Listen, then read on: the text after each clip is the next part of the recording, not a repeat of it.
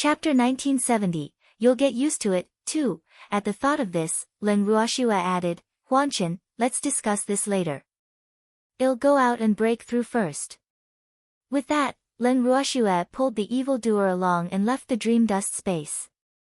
The two of them went straight into the bracelet. At that moment, Green Vessel, who was standing in front of the light screen with a long face and did not know what to do, immediately appeared in front of Len Ruoxue when he felt the strangeness of the bracelet.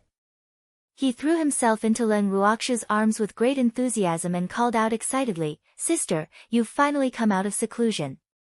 Qing Ju was so happy. Now that his sister was out, he could finally put his heart at ease. Qing Ju, do you miss Big Sister? Qing Ju's unusual enthusiasm surprised Len Ruoxue. She had also been in closed-door cultivation in the past, but she had never seen Qing Ju like this.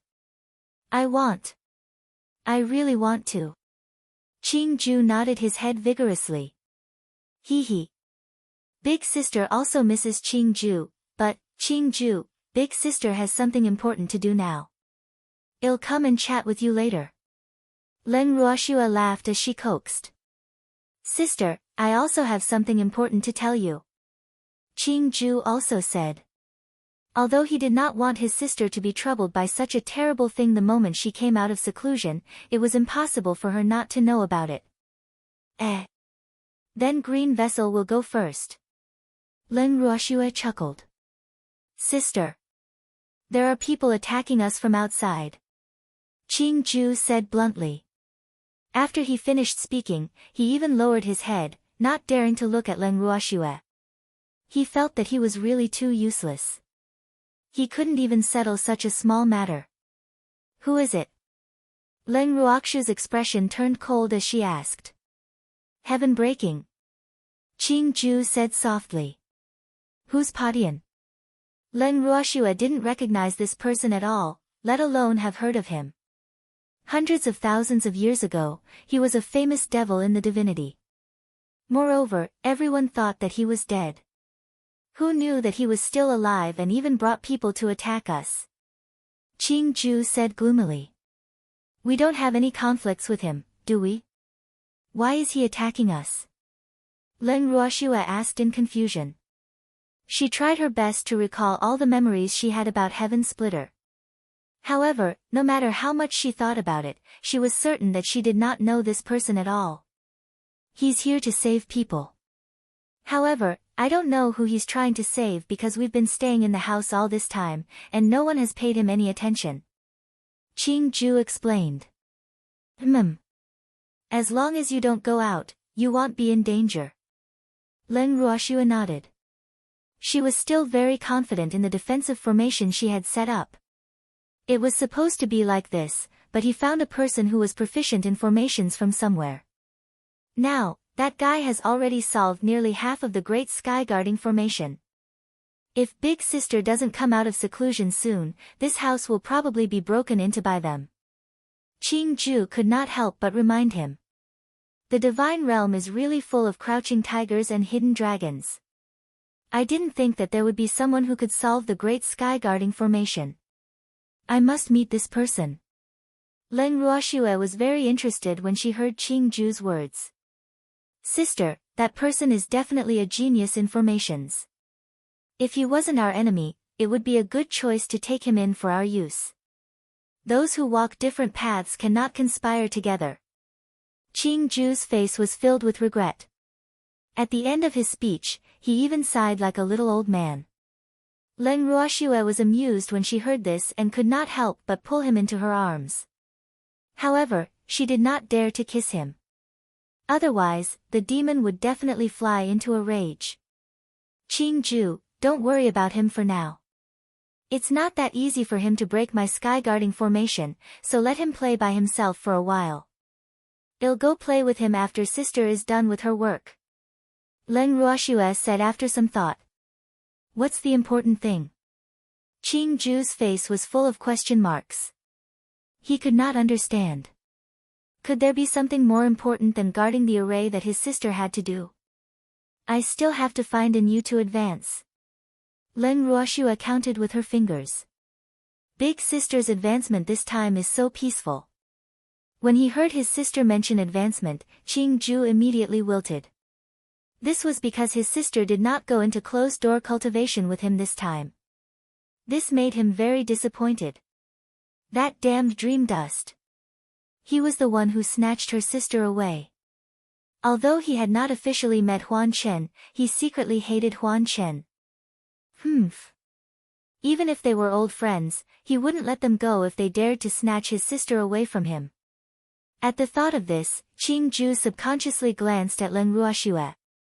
Then, his eyes widened in disbelief. Chaos. Why was the origin of chaos in his sister's body? Could it be that the origin of chaos had already recognized a master? However, his sister's current strength should not be enough to make the origin of chaos recognize her as its master, right? What was going on? The prime essences of chaos have acknowledged you as their master. Qing-ju could not help but ask. Yes. Len Ruoxue nodded. She was not surprised that Qing-ju could recognize the origin of chaos. After all, Qing-ju belonged to her master. Big sister must have suffered a lot. Hearing Len Ruoxue's affirmative answer, Qing-ju knew that his sister must have suffered a lot. After all, the origin of chaos was different from ordinary divine weapons. It was the origin of heaven and earth that had a higher status than him. How could it simply acknowledge a master? It's all right. Although this fellow tormented me quite a bit, he also gave me some benefits. Upon hearing her words, the origin of chaos that the Yin family had placed in her dantian seemed to be very dissatisfied. Len Ruoxue was speechless. It seemed like this fellow had a certain level of intelligence. However, this was normal. After all, he was the origin of chaos. If he could nurture a monster and a master, he was naturally not an ordinary person. Hee. Sister, isn't the origin of chaos angry at your words? Qing-ju asked curiously with an evil smile. In fact, the origin of chaos that he knew was very stingy. I'm a little angry, but it belongs to me now, so it naturally has to listen to me. If it dares to show its master any disrespect, I'll spank its butt. Len Ruoxue purposely said in a vicious tone. Sister, I'm looking forward to you smacking its butt. Qing-ju said with a face full of anticipation. Yeah, I'm looking forward to it too. It was rare for the demon to agree. Ah. You'll have the chance to see it. Len Ruoxue promised, but she couldn't help but think in her heart. Even if she wanted to hit the origin of chaos, but she had to first find out where it was. You guys continue chatting, I'll go and unseal the bracelet. Len Ruoxue continued. With that, Len Ruoxue disappeared. When they saw her running away faster than a rabbit, both Green Vessel and the demon could not help but laugh out loud. Shuer already knows. The demon suddenly said to Qing-ju without thinking. What do you know? Qing-ju pretended to be calm as he asked. After Huan Chen appeared, he had guessed that he would tell his sister some things. However, he did not know how much Huan Chen would tell her. I almost know everything. The demon said simply. Hearing the demon's perfunctory reply, Qing-ju was a little angry. Can't you be more specific? Damn it, she knew that he was in a hurry, but she still acted like this. It was really too infuriating. Chapter 1971, You'll Get Used to It, 3, She already knows the details. However, we're not too sure about the current situation of that stupid subordinate. The demon said indifferently. It was clear that he wanted to anger people to death. Damn it, don't call my old master an idiot. You're the idiot, your whole family is an idiot. Qing-ju was already very angry, and after hearing the demon call his old master an idiot, he became even angrier. So, without thinking, he cursed directly and even jumped 3 times high. He waved his small fists angrily, and that angry little look looked extremely cute. When the demon heard Qing-ju scolding him, he picked him up and looked him in the eye. That guy is an idiot. Even if you're protecting him, he's an idiot. You're a bully. Seeing that he couldn't win the argument or defeat the demon, Qingju cried out in desperation. At this moment, Leng Ruoxue, who had already unlocked the seal on the bracelet, heard Qingju's cries and quickly walked over. She hugged Qingju in her arms and coaxed him, "Qingju, why are you crying? Who bullied you?" "He. This bad guy is bullying me." Qingju pointed at the demon as he complained. His little body was still twitching, and his cute pink face was red with anger. His bright teary eyes were also filled with anger. Ah! Qingju's words gave Leng Ruoxue a headache.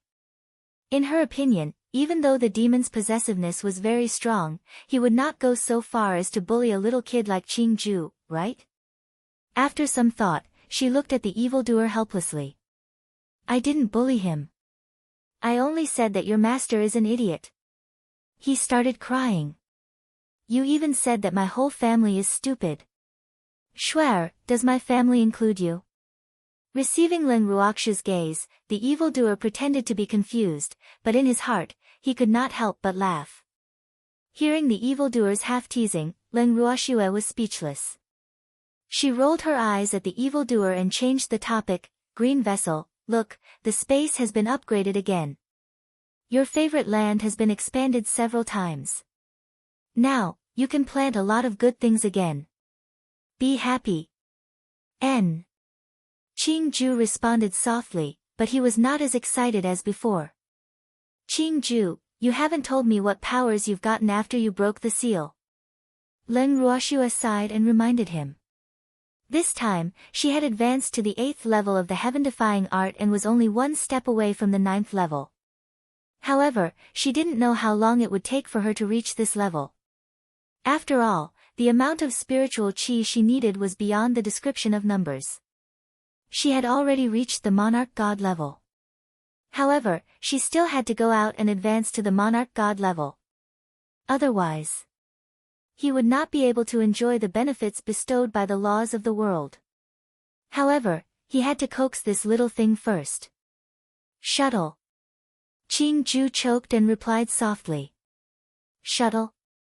What do you mean by that?" Leng Ruoxue did not understand. "I can bring you anywhere, as long as you want to go."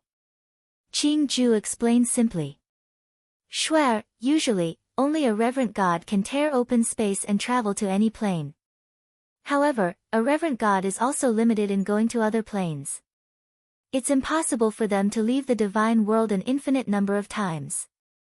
However, with this little thing's ability, you can go anywhere you want." The demon also explained. "Really? I didn't expect Green Vessel to be so capable." Leng Ruoxue hugged Qingju tightly and said happily. Qingju was also affected by Leng Ruoxue's words, and his mood became better. "Of course, sister, I'm very powerful," Qingju said arrogantly. After he finished speaking, he even looked at the demon provocatively. However, the demon did not bother to lower himself to his level. Seeing Qingju in such a state, Leng Ruoxue knew that the little fellow was fine. He immediately said, "Qingju, quickly go and take a look at your own land. Big sister is going to advance." With that, Leng Ruoxue quickly pulled the evildoer away from the bracelet. Seeing that his sister had left, Qingju sighed helplessly and disappeared as well. When the two of them exited the bangle, they happened to enter their room. Without a second thought, Leng Ruoxue and the demon were in their room, ready to advance. Before advancing, Leng Ruoxue moved her spiritual beasts out of her bangle. After seeing Leng Ruoxue, the beasts naturally went to get closer to their master first. Then, the cute little beasts each found a place to lie down. Leng Ruoxue and the demon sat down cross-legged as well and started their cultivation. The two of them were like water flowing when a channel was formed, and there was not much difficulty in advancing. Not long after they sat down, the regulations of the world descended. At this moment, Uncle Long and the others who were sitting in the garden felt the advancement of the laws of heaven and earth. They were shocked, but they were soon overjoyed. The place where the laws of heaven and earth landed was Leng Ruoxue's room. When they saw this, Their hearts that had been hanging in the air for a long time finally settled down. Shu'er had finally advanced. The first elder heaved a sigh of relief. Even though Len Ruoxue had not been in closed-door cultivation for a long time, he felt as if a day had passed by like a year. This feeling was extremely bad. However, when Uncle Long and the others saw the descending laws of heaven and earth, they couldn't help but smile. They were happy, but Patian and the others, who had been waiting outside the house, almost had black faces. Fuck. Just how many people were advancing? Originally, when they saw the first law of the world descend, they were already very depressed. One had to know that they were standing guard for the other party like dogs. However, who would have thought that the other party would cultivate and break through as if nothing had happened? Nothing had been delayed. However, when the laws of heaven and earth descended one after another, they couldn't stay calm anymore. He couldn't stay calm. First, they didn't understand the situation inside the house, and second, this advancement had given them too much stimulation. These people had lived for quite a long time, and they knew the difficulty of advancing. However, who would have thought that they would be able to witness such a grand occasion in this small broken place? The advancement of this major rule dazzled their eyes and also greatly stimulated them. If it were not for the defensive array blocking the outside, they would have probably rushed in and started a massacre. Tu Yang. How much longer will it take to break this defensive formation? Someone couldn't help but ask. The fastest will be half a year. Tu Yang answered while solving the formation. What? It'll take that long? The man shouted with wide eyes. And that's if there are no accidents, under the fastest circumstances. Tu Yang said honestly. His mind was tied down by this exquisite formation, so he didn't really care when it could be untied. However, even if he didn't care, it didn't mean that others were willing to continue wasting their time here. After hearing his answer, the man directly walked to Patian and said, "Big brother. This formation can't be broken in a short time. Are we going to keep guarding here? What else? Or do you have any good ideas for us to attack this house?" Patian, who was sitting in the corner, lifted his eyelids and said indifferently. "I don't have a choice, but I don't think it's much use for us to guard outside like fools. The people inside aren't delayed at all, they're changing shifts and advancing. If we continue to guard this place, and the formation can't be broken in a short time, won't we become turtles in a jar by the time they advance to the Divine Emperor or Reverend God level? Big brother, I understand your feelings of wanting to repay a debt of gratitude, but you should also think about us brothers." The man said, unafraid of death. He had been here for more than half a year and had not come close to anything. He had long wanted to leave this place. "You mean you want to leave?" Patian asked in a soft voice and glanced at the person who spoke. "I'm just thinking for my brothers." The man felt Potion's gaze and his heart trembled. He was quite clear about Potion's ruthlessness, so it would be a lie if he wasn't afraid. "What about you guys? You think so too?" After listening to the man's words, Patian asked the others, but no one dared to say a word, even though many people had thoughts of leaving. "Well, listen to Big Brother." At this time, someone flattered. "Oh, since you're going to listen to me, I'll give you two choices. One is to stay here with me, and the other is to leave if you want to." However, even if there were people who wanted to leave, they didn't dare to say anything, because everyone present knew that the calmer Patian was, the more dangerous it would be. If they really dared to leave, they were afraid that they wouldn't even have to leave the land of demons before Patian would kill them first. In this case, who would dare to mention leaving? Suddenly, the outside of the house became unusually quiet. The first elder and the others who saw this through the flower garden's light screen were filled with regret. "Ai! What a pity. Just a little more and they would have turned on each other." However, now that Shu'er was about to come out of seclusion, the first elder and the others had more confidence. After a long time, the laws of heaven and earth continued to descend. Why are there so many laws of the world descending? How many ranks did that girl advance to? Shen Nua, who had been observing Len Ruox's room, could no longer remain calm when she saw the law of heaven and earth descending endlessly.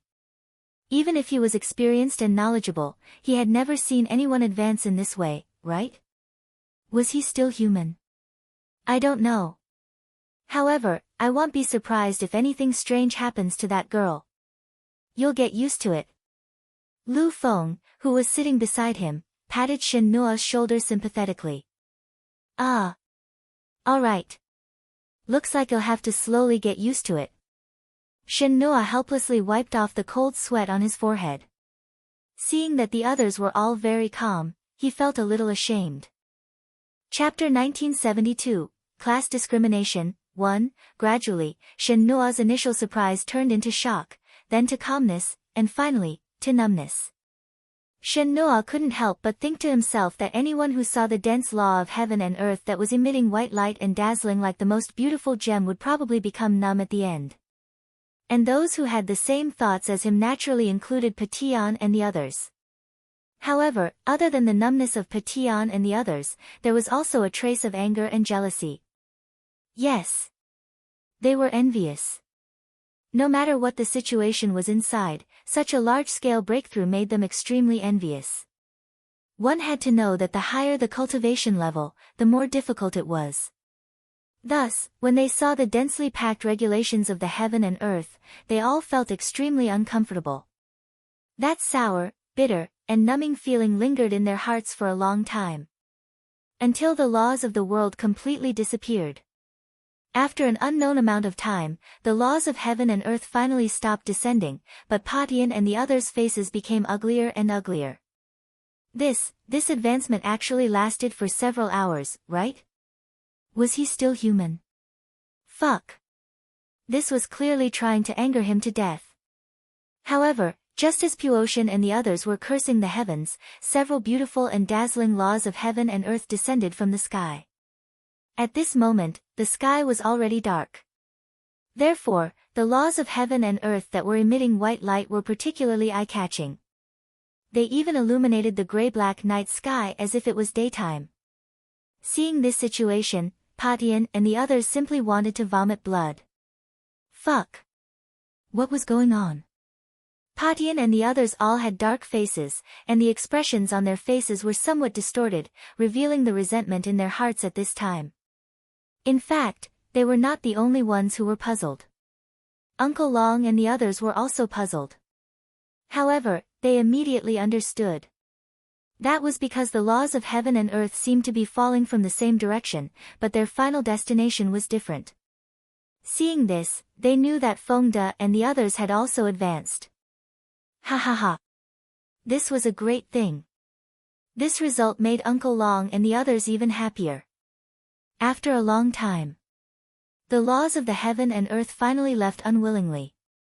Leng Ruoxue and the demon were the first to walk out of the room.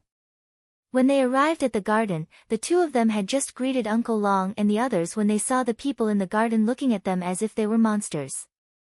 After a long while. Little girl Shuer, you've actually advanced 2 ranks in a row and become a god king? The first elder's eyes widened in disbelief as he asked in shock.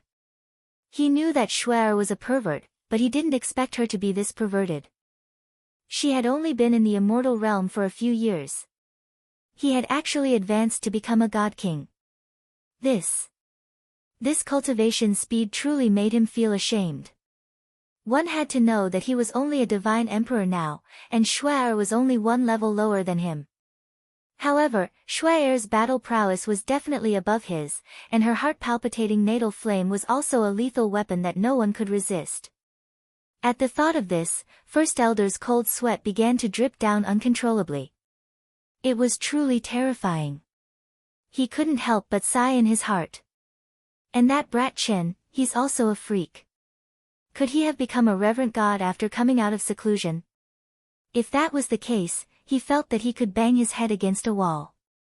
After thinking for a while, the great elder silently glanced at the demon and heaved a sigh of relief. Fortunately, this kid's strength was currently at the Divine Emperor realm and had not advanced to the Reverent God realm in the future. Otherwise, he, who had cultivated for countless years, would really be so depressed that he would vomit blood. However, that brat had cultivated to the level of a divine emperor in less than 100 years. This fact was still enough to make people go crazy. In fact, this was because the demon had deliberately controlled his cultivation level. Otherwise, with the foundation he had in his previous life, he could have become a reverent god in the blink of an eye. However, he wanted to grow with Shuer, so he had placed his strength at the level of a divine emperor, only one level higher than Shuer. This would prevent men from looking down on him. As a divine emperor who was at least at the reverent god level, or even more powerful than a reverent god, he could even pretend to be a pig to protect Shuer. Why not? The reason why Shuer was able to advance 2 ranks and become a god king in everyone's eyes was all thanks to the help of the origin of chaos. Originally, Shuer's speed of absorbing spiritual qi was already very fast.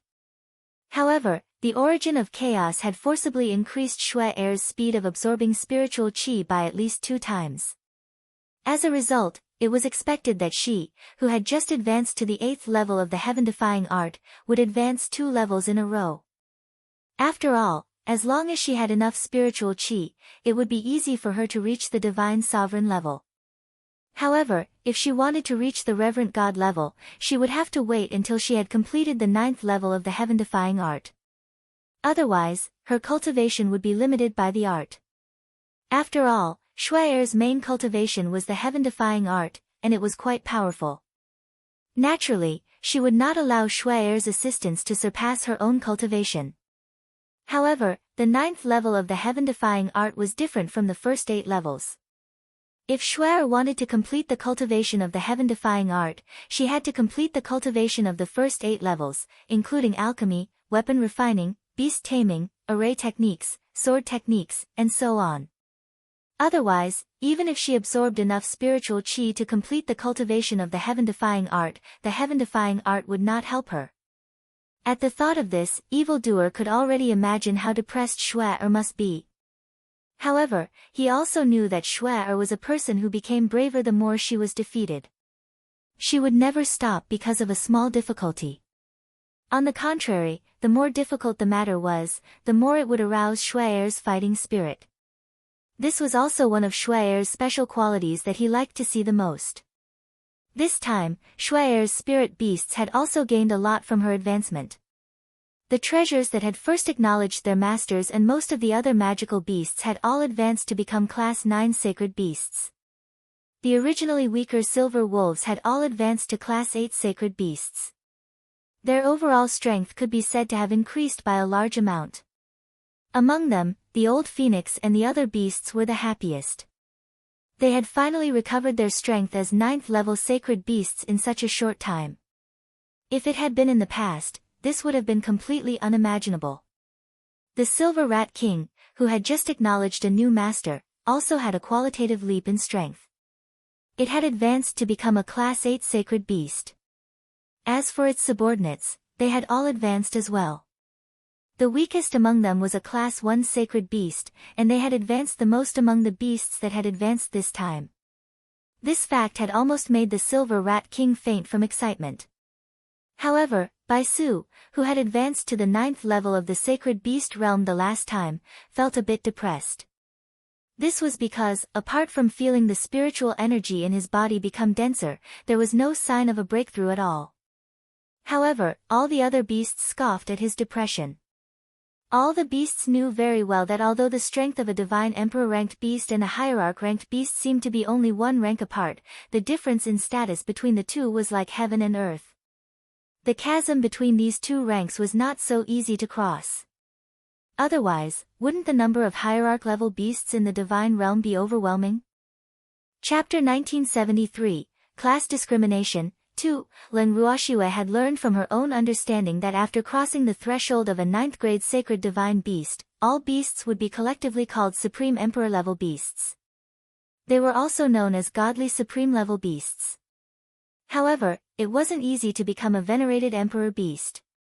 Otherwise, Ziyu, who had already advanced to 9th level sacred divine beast, wouldn't still be a 9th level sacred divine beast after several rank-ups. From this, one could see how difficult it was to advance to the godly venerable rank.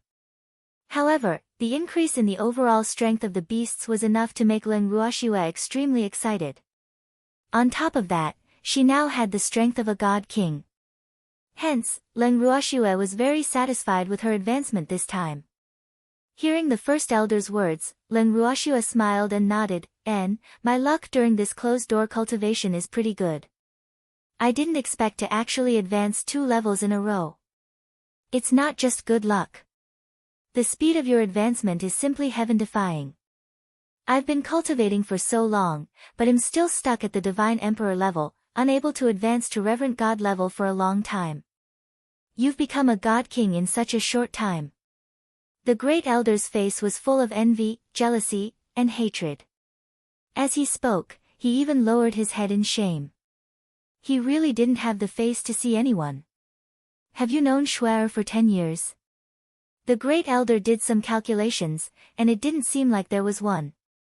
Moreover, even if it had been 10 years, those 10 years would have been nothing more than the blink of an eye for cultivators like them. However, this freak had become a divine king. The great elder was still struggling with this matter.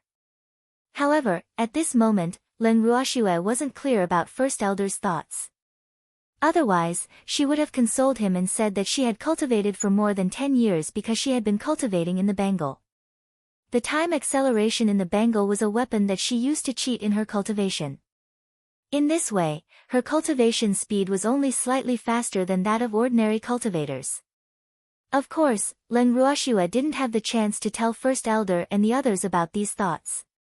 Just as Leng Ruoxue was about to be humble, Feng De and the rest walked out of the room in a grandiose manner. When they saw that most of them had advanced to the monarch god realm, the First Elder and the others were already numb. However, when the Grand Elder and the rest saw that there were a few god kings among the divine lords, they could not remain calm. Is this still considered a human? It was one thing for Shuer to have become a god king, as she had always been abnormal. He could accept whatever commotion she caused. However, now, the little girl's grandfather and brother had actually become god kings as well. Could this be the so-called abnormal family? In reality, Leng Qingtian and Leng Ruhan were not the only ones who had advanced to the god king realm. However, they stood out among the god kings and were Leng Ruoxue's close relatives. This was why the First Elder and the others were so surprised. When Leng Ruoxue saw her grandfather and brother's cultivation, she was also extremely excited. In the past few years, her grandfather and brother had been working hard on their cultivation and rarely participated in any activities. Now that she could finally see their results, Leng Ruoxue was truly happy for them. This was because Leng Ruoxue was very clear that her grandfather and brother were working so hard for her. They wanted to be her support and not drag her down. When she thought of this, Leng Ruoxue's eyes started to tear up. What could make her happier than the support of her family? Not only that, when Leng Ruoxue saw another figure among the familiar faces who had advanced to the God King realm, she was also overjoyed. Big Brother Feng. Congratulations on becoming a God King as well. Leng Ruoxue's beautiful eyes gazed at Feng Moran as she sincerely wished him well. Ever since they had left the water margin continent, Big Brother Feng had rarely appeared in front of her. Furthermore, he had spent almost all his time on cultivation. Sometimes, it was difficult for her to even see Big Brother Feng. However, when she saw Big Brother Feng's current cultivation level, she knew that his hard work had finally paid off. It's all thanks to Shuer. Hearing Leng Ruoxue's words, Feng Moran smiled gently. The reason why he worked so hard in his cultivation was all for Shuer. He wanted to stand by Shuer's side and not be someone she would protect. On top of that, the cultivation of the people or beasts that followed Shuer grew higher and higher. This made him feel inferior and that he was a burden. However, this thought did not make him give up on himself. Instead, it became the motivation for him to work hard in his cultivation. With Shuer's help in improving his physique, he didn't feel that he was inferior to others. The only thing he was inferior to others in was probably time. Hence, other than showing his face and seeing Shuer once in a while, he spent all his time on cultivation. With the time acceleration in the spatial space, his strength was also improving rapidly without him knowing. Every time he advanced a level, he would feel that he was one step closer to Shuai. He was even more confident now. After all, Shuai was a demonic genius. Hence, if he wanted to catch up to Shuai, he would need more time. It was precisely because he was clear of this fact that he had asked Qing Ju to arrange for a life-or-death seclusion for him. Unless there was something important, he was not to wake him up. After coming out of seclusion this time, he had successfully advanced to the God King realm. Although the strength of a God King was nothing compared to the many experts in the divine realm, he would at least not be a burden to Shuai. When he saw Shuai's joy at his strength, he felt that his efforts had not been in vain. From now on, he, who stood by Shuai's side, could finally stop feeling inferior. However, if he wanted to become Shuai's true right-hand man, he had to continue to work hard. He was very confident in this. Feng Moran's words made Lin Ruoxue feel a little embarrassed because she really didn't think that she had helped Big Brother Feng in any way. Instead, because there were too many things to do, she had neglected Big Brother Feng. When she thought of this, she couldn't help but feel guilty. At this time, seeing that their Miss Hongguogua had ignored them, Grape and Lotus Seed pouted their pink lips in dissatisfaction and said in unison, "Young miss, we've also advanced to God King." When the two of them said this, their expressions were full of resentment, which made everyone a little amused. Lin Ruoxue didn't know whether to laugh or cry at their cross-off. Lin Ruoxue pretended to be confused and asked, "Weren't you all on the verge of becoming God Kings?" After being in seclusion for such a long time, advancing to the God King level was something that would happen naturally.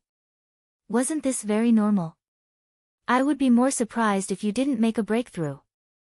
As soon as he said that, everyone couldn't help but laugh. But after laughing, Feng De and the others were depressed. "Young miss, I wasn't able to advance to the God King level," Feng De said with a bitter face. "Oh. It's within my expectations. If you have half of Big Brother Feng's cultivation strength, you can also advance to the God King level," Lin Ruoxue said. "Yes, Miss is right. In the future, you two brothers should focus on cultivation. Miss has us by her side." Chen Wu chuckled evilly as he echoed. The few of them had all advanced to the God King realm. Chapter 1974, Class Discrimination, 3, How can we do that? The young lady needs us more, you guys are not as smart as us. Hearing this, Feng De immediately retorted, while Chen Wu only replied coldly, "But we've already advanced to the God King stage. Isn't it obvious which one is more practical?" Chen Wu's following words made Feng De completely depressed. Boo-hoo. What a bully. He's just taking advantage of the fact that he's cultivated longer than them, right? Humph. As long as they worked hard in their cultivation, it wouldn't be long before they could advance as they wished. However, they wouldn't be satisfied just by becoming a God King. They wanted to advance to become a godly emperor or even a reverent god. Well, see who's more powerful then. Feng Die's fighting spirit was incited. He turned to Lin Ruoxue and said, "Miss, I'm too weak now. I request to continue my closed-door cultivation." Then, he looked at Lin Yuan and the others and said, "All of you will also enter closed-door cultivation with me. If we don't become divine emperors, we won't be able to come out." Feng De was determined. God Emperor. Captain, do you have to set such a big goal for yourself?" When Lin Yuan and the rest heard this, they immediately frowned. A divine emperor. It was so far away, and he didn't know when he would be able to achieve it. If they were unable to advance, didn't that mean that they would have to go into seclusion forever?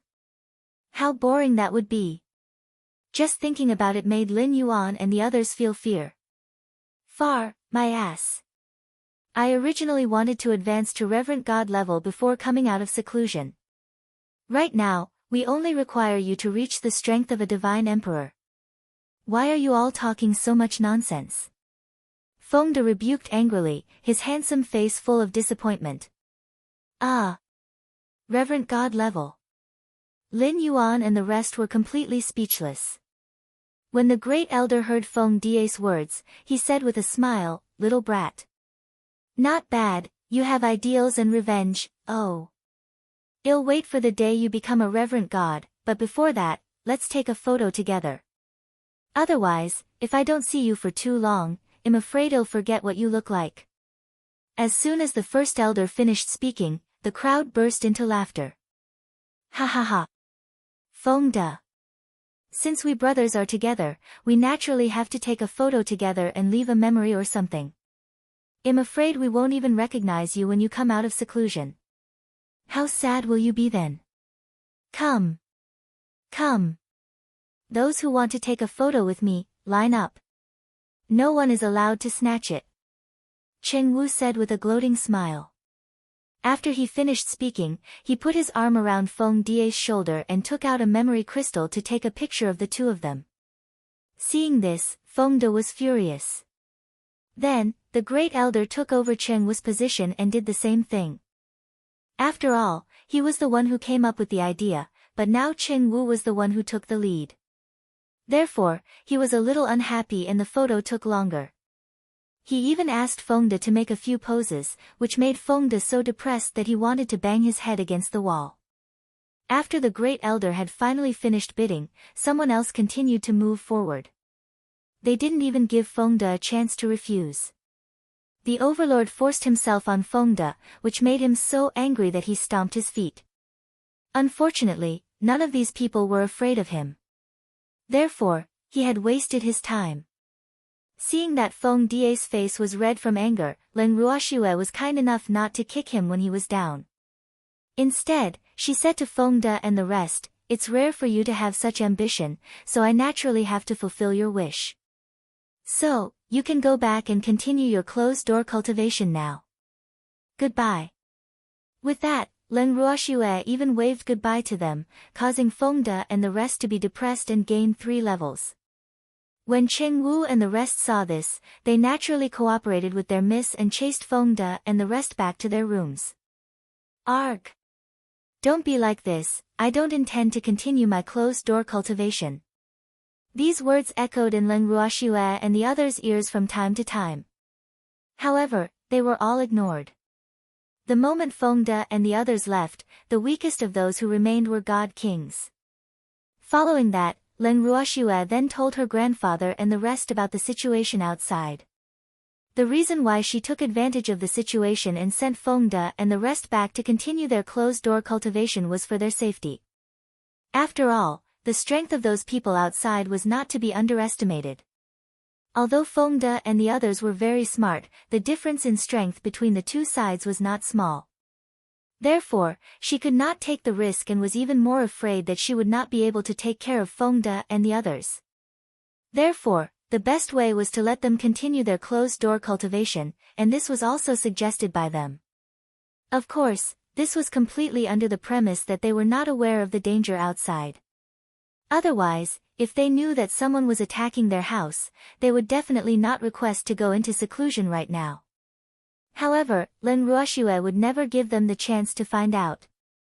The moment Feng De and the rest were placed into the bracelet, Green Vessel immediately arranged for them to go into closed-door cultivation according to Leng Ruoxue's request. They could not come out until they advanced in rank. Now, it was difficult for them to come out even if they wanted to. After Leng Qingtian and the others understood the situation, they initially frowned. However, their faces quickly broke into smiles. This was definitely a good opportunity for them to test their strength. However, the strength of the people outside was still much higher than theirs, so they had to think of a way that had the best of both worlds. Otherwise, they would only become cannon fodder. Shuer, do you have any good ideas? After some thought, Leng Qingtian asked Leng Ruoxue with a face full of anticipation. This granddaughter of his had a lot of wicked ideas. Therefore, he didn't bother to think about it. No, I didn't. I heard that their leader, that Patian, is extremely powerful. He was a great demon of the immortal realm hundreds of thousands of years ago, but I don't know what level his strength is now. Leng Ruoxue asked curiously. "I'll go out and test it out, and he will know," the demon said immediately. "I'll go," Uncle Long said calmly as he glanced at the demon. Among them, he was the only one who had fought against the Heaven Splitter and had a certain understanding of it. Therefore, he was the most suitable person to go out. More importantly, Schwer had come out of seclusion, so she could naturally control the defensive array at will. In this way, after he went out, the safety of the people in the house would not be a concern. After hiding in the house for so long, his hands were already itching. Now that he could finally go out and break the heavens, how could he let go of such an opportunity? "Uncle Long, I'll go out with you." At this moment, Leng Ruoxue said with a faint smile. There were so many people outside, how could she let Uncle Long go out by himself? "I'll join you too," the evildoer said without even thinking. It was said that Pitian was a lecherous person, so for Schwer's safety, he naturally had to protect her closely. "Miss, we also need to go out and meet those people." Seeing that their miss was planning to charge out, Cheng Wu and the others, who had been silent all this while, were naturally not willing to let go of this opportunity. One should know that they had been keeping a low profile for a long time. Furthermore, they were once warlike people who were hot-blooded. Naturally, they would not want to miss the opportunity to fight alongside Leng Ruoxue. Hearing Cheng Wu's words, Leng Ruoxue looked at her grandfather, Big Brother, and Big Brother Feng, who were also looking forward to it. She nodded her head in agreement. However, before she left, she still worriedly reminded, "All of you, be careful. If you can't win in a one-on-one fight, then fight as a group." Hee. "Don't worry, miss. We know that we will not be at a disadvantage in this," Cheng Wu promised. He did not care about combat etiquette. In his opinion, as long as he could defeat the other party, any method could be used. However, Shin Noa, who had never heard of such mobilization before a battle, could not help but open her mouth, dumbstruck. After all, according to the rules of the firmament, unless there was a clear rule, one-on-one battles were all tacitly agreed upon. If someone wanted to fight with numbers, then even if that person won the battle in the end, he would be looked down upon by others. However, this tacitly agreed rule did not apply to Leng Ruoxue and the others. This was because this was not the first time he had seen Leng Ruoxue and the others gang up on others. However, this was the first time he had heard Leng Ruoxue say it so openly. However, Shin Noa's mental endurance was obviously not weak, and he accepted new things more quickly. Therefore, he only froze for a moment before he calmed down, and even showed signs of being assimilated. He even chuckled and said to Luiyue, "I'm not good at fighting. Why don't we join forces?" "I think it's fine." Luiyue nodded in agreement. Although he had the strength of a divine emperor, he spent most of his time and energy on alchemy. As such, he was not very good at fighting. Now that he had Shin Noa's suggestion, he naturally had no reason to object. However, upon hearing their words, Flowing Maple was displeased. Lu Feng's eyes widened as he angrily said, "If you guys join forces, what about me? I don't like to fight either. You and Grandpa will work together," Luiyue suggested. "No. We're both blacksmiths, and we don't have any advantages together. You and that old man will be in a group, and he'll be in a group with Shin Noa. This way, we can complement each other, It's decided." "Yes," Lu Feng said firmly. After hearing his words, Lu Yu and the others thought about it for a moment and agreed. However, Leng Ruoxue's words were like a bucket of cold water that splashed onto their heads, causing their enthusiasm to be completely shattered. "I'm not planning to let you guys go out and fight." Leng Ruoxue's beautiful eyes glanced at the excited Lu Feng and the others as she spoke indifferently. It's more suitable for you to stay in the house," Uncle Long chimed in. Instantly, the four of them became even more depressed. "Why?" Lu Feng's eyes widened as he asked with an indignant expression. "You're either artifact masters or alchemy masters, and your status in the immortal realm is quite high. Of course, you have to be protected." Leng Ruoxue replied matter-of-factly. Leng Ruoxue. You're being biased.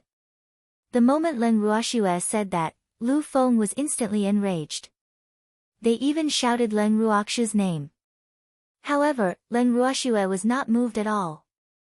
Chapter 1975, Genius vs. Heaven Splitter. 1. Leng Ruoxue raised her eyebrows slightly and said in a calm tone, I'm looking down on you, so what? She couldn't bully the first elder, and Lu Yue and Shen Nua weren't close, so how could she not bully Lu Feng? Leng Ruoxue laughed evilly as she thought to herself. When Lu Feng heard Leng Ruoxue's bold words, his eyes widened in disbelief. That damned girl, did he hear her wrong? Did he just admit it? She actually dared to admit it. This was preposterous. Lu Feng's anger was boiling. However, other than glaring at Leng Ruoxue fiercely, he really did not know what to do with her. This was because he kept feeling a warning gaze on him. He did not need to look to know that the demonic man was warning him not to bully that wretched girl. Oh! By the heavens! Was there any justice left in this world? He was the one who was being bullied. Lu Feng felt extremely aggrieved. However, that pair of eyes were extremely sharp. Thinking about it, he really couldn't afford to offend her. However, he really couldn't accept being looked down upon by that wretched girl Leng Ruoxue. So what if he was a blacksmith? After all, he was a divine emperor. How could he let this brat look down on him? If this were to spread out, how would he be able to face others in the future? No. He could not be threatened by evil forces. At this moment, Leng Ruoxue and the evildoer had already become synonymous with evil forces in his heart. He was a oppressed working person, so he had to rise up and resist. Fight for the rights and interests that you deserve. I'm a divine emperor. After a long while, Lu Feng gritted his teeth and said, I know. However, there was still a gap between divine emperors, right? As for you, a divine emperor, I'm afraid you've only fought a few times. Leng Ruoxue said. Who said that? When I was fighting, you weren't even born yet. Seeing that Leng Ruoxue had guessed correctly, Lu Feng could not help but shout with a red face. Really? If you win, I'll let you go out and fight with those people outside. If you lose, you'll just stay in the house and watch the show. How about it? Leng Ruoxue said with a smile. Are you sure you want to fight me?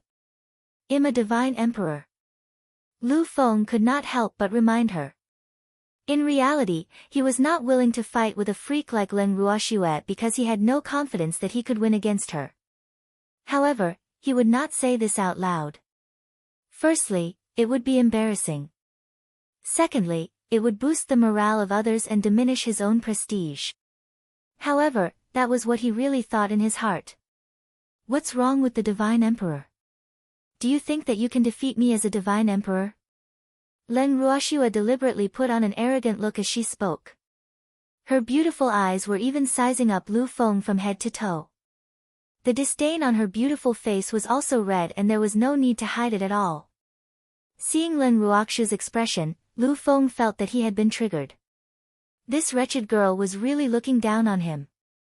Of course. Hence, Flowing Maple's nod was very heavy. Then let's have a contest. Leng Ruoxue said with a faint smile. After she finished speaking, she grabbed Lu Feng's lapels and brought him to her family's martial arts practice field. Ever since it was built, it had never been used. Today, Leng Ruoxue had decided to use it as the main venue for her first battle show after her rank advancement. Uncle Long and the others naturally followed behind the two. Fuck, can Lu Feng beat that little girl? As they walked, Shen Nua asked in a small voice, still a little worried. However, his small voice was heard clearly by the people around him. Your Excellency Lu Feng is definitely no match for my young lady. Before Lu Yue could answer, Cheng Wu eagerly rushed to answer. That. Actually, I also think that Feng is looking for death. Lu Yue sighed helplessly when he heard Wan Wu's words. He didn't have high hopes for Lu Feng either. "I'm not looking for death, but I want to die more thoroughly." The great elder's words were extremely vicious, not taking into account that Lu Feng was his own grandson. When Uncle Long heard the discussion, he also joined in and said, "Your Lu Feng has a very sacrificial spirit. He knows that Shuer has just broken through, so he wants to be cannon fodder for her to practice her skills." "Oh. Not bad. He's a good kid. That's a must. He was a man. Those with thick skin and flesh have to be mentally prepared to be used as cannon fodder at any time. This is nothing." Uncle Long's words made the great elder humble. These words naturally reached Lu Feng's ears, who was being dragged along by Leng Ruoxue. He was so angry that he almost vomited blood. Fuck. What kind of people were these? Were these people really his family and friends? Why are all of you kicking me when I'm down? The more Lu Feng thought about it, the more depressed he became.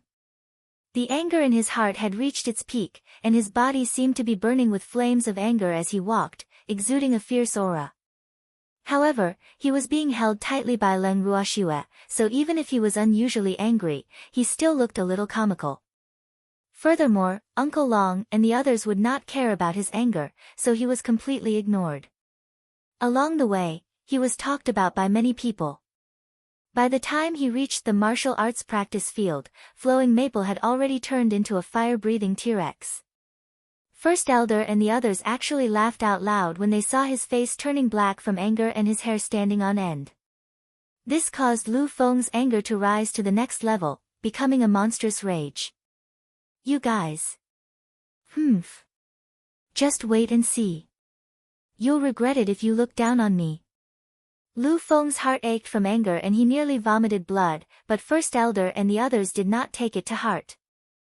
Upon seeing this, Lu Feng had the urge to bang his head against the wall. These people were really too much. Wasn't he their family or friend? How could they do this? Lu Feng felt indignant. The gaze he directed at Leng Ruoxue also became sharper. "Little girl. Even though you're very strong. But I'm confident that you're not my match. So, you've lost for sure." Lu Feng, who had been provoked, was bursting with confidence as he shouted heroically. In fact, when he said these words, he felt guilty, but he didn't want to be looked down upon by these hateful guys. So, he had to be a man. Otherwise, how could he show off in front of these people in the future? "That's what I wanted to say. He's just an immortal emperor. I don't care about him at all." Leng Ruoxue naturally could not show any weakness to Lu Fengquang. Hence, she became even more aggressive. "Let's go in." Leng Ruoxue continued.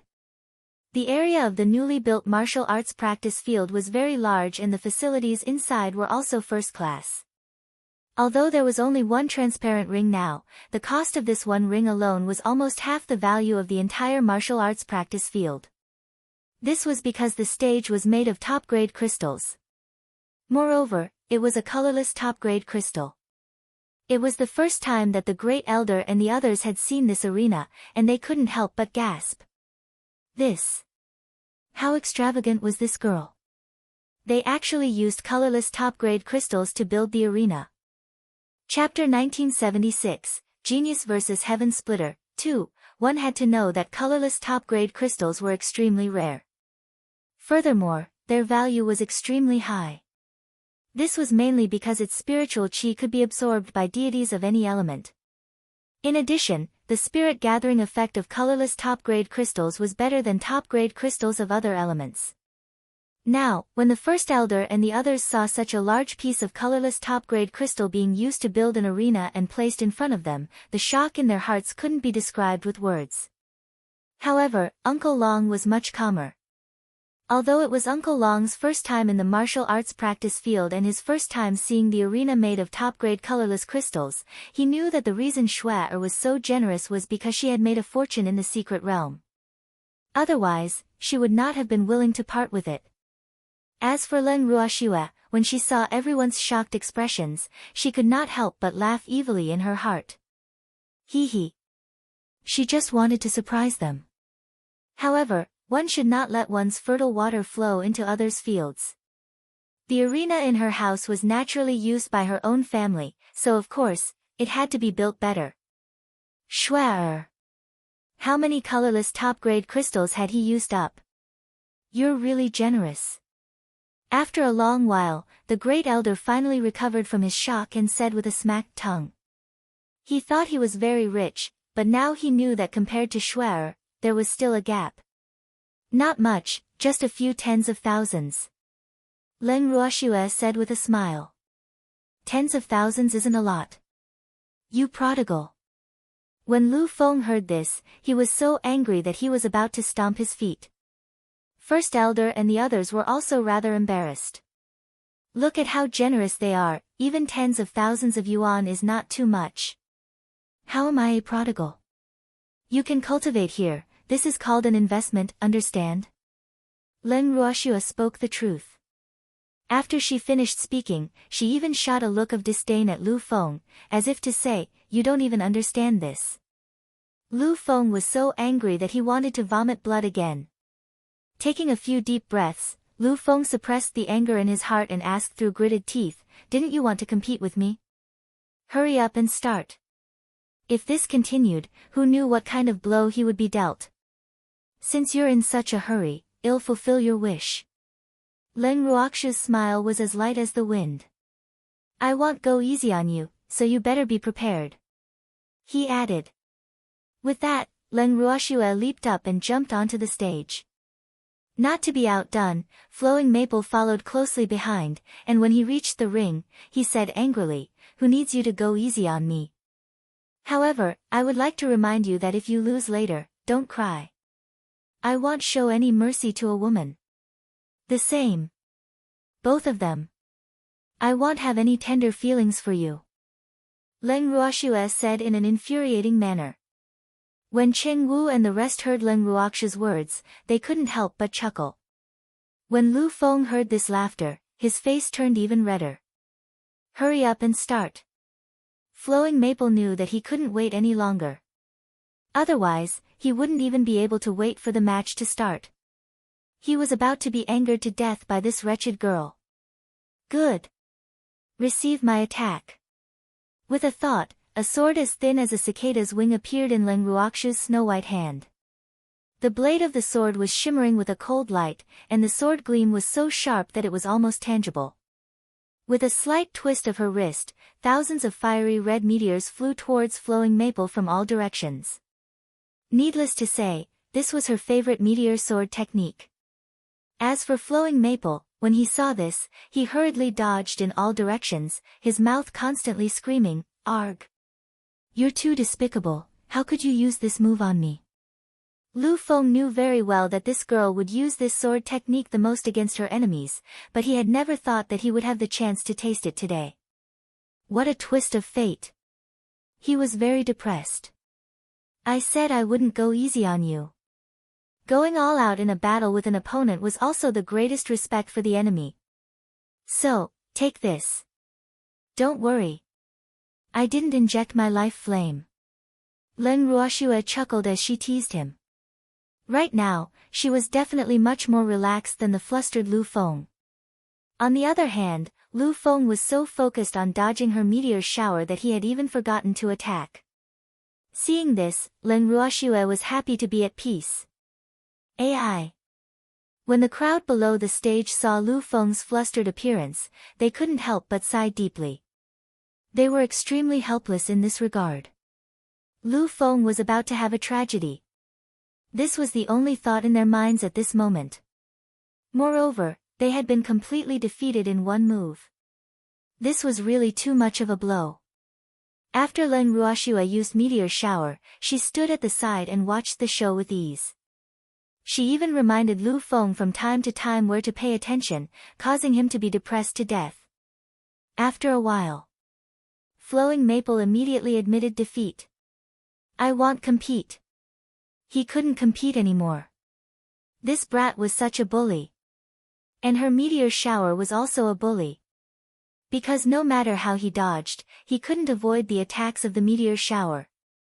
Although he did not feel much pain when the meteor shower hit him, his clothes were all ruined. If this continued, he would have to run naked. At the thought of this, he had no other choice but to admit defeat. Moreover, he swore that he would never fight with this wretched girl again. This was simply bullying. He hadn't even used a single move, and he was already half dead from exhaustion. What was he after? Since you've admitted defeat, then you can just stay in the house and watch the show. Len Ruoxue didn't allow any room for rejection.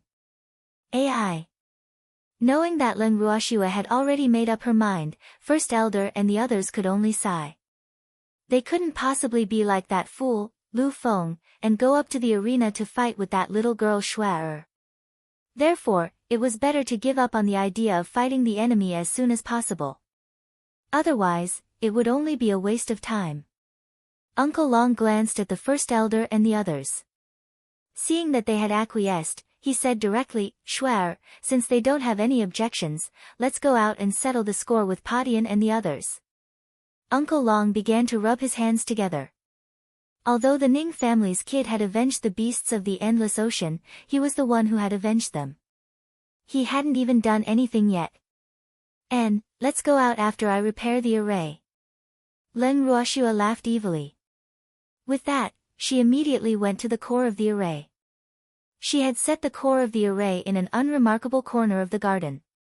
Outside, it was covered by a group of flowers, which could be considered an open-air secret room. At this moment, out of the tens of thousands of formations in the core of the array, half of them had stopped working and had dimmed. Seeing this, Len Ruoxue took out countless top-grade crystals and placed them into the array. At the same time, she cast countless complicated spells. Not long after, the array that had been paralyzed started to operate normally again. A large amount of crystal stones was required to maintain the operation of the array. The higher the quality of the crystal stones, the more effective the array would be. Hence, the crystal stones that Len Ruoxue used to set up the great sky-guarding array were all of the best quality, and the amount required was shocking. Because the array had been broken previously, many of the best quality crystal stones were damaged. Hence, this time, she had invested quite a lot of best quality crystal stones.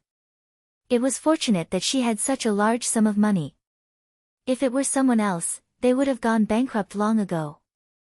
Chapter 1977, Genius vs. Heaven Splitter, 3. However, for the sake of her own safety, it was worth it no matter how much she invested. Hence, Len Ruoxue would not be stingy. After Len Ruoxue had fixed the array, Tu Liang, who was breaking the array outside the house, immediately sensed it and turned pale with fright. How? How could this be possible? The formation was back to normal. All his previous efforts had been in vain. This fact made Tu Liang extremely dispirited. He had worked so hard for so long and had only solved half of the array with great difficulty. But now, he had done it for nothing. How could he bear this? Suddenly, Tu Liang felt suffocated in his chest. A fishy smell rushed up from his throat. Everything in front of him turned black. Then, with a loud dong sound, he passed out. Tu Liang. What's wrong with you? Puotian, who was not far away, saw this and quickly teleported to Tu Liang's side to help him up. When he saw his pale face and a trace of blood at the corner of his mouth, he thought that Tu Liang had fainted because of mental and physical exhaustion.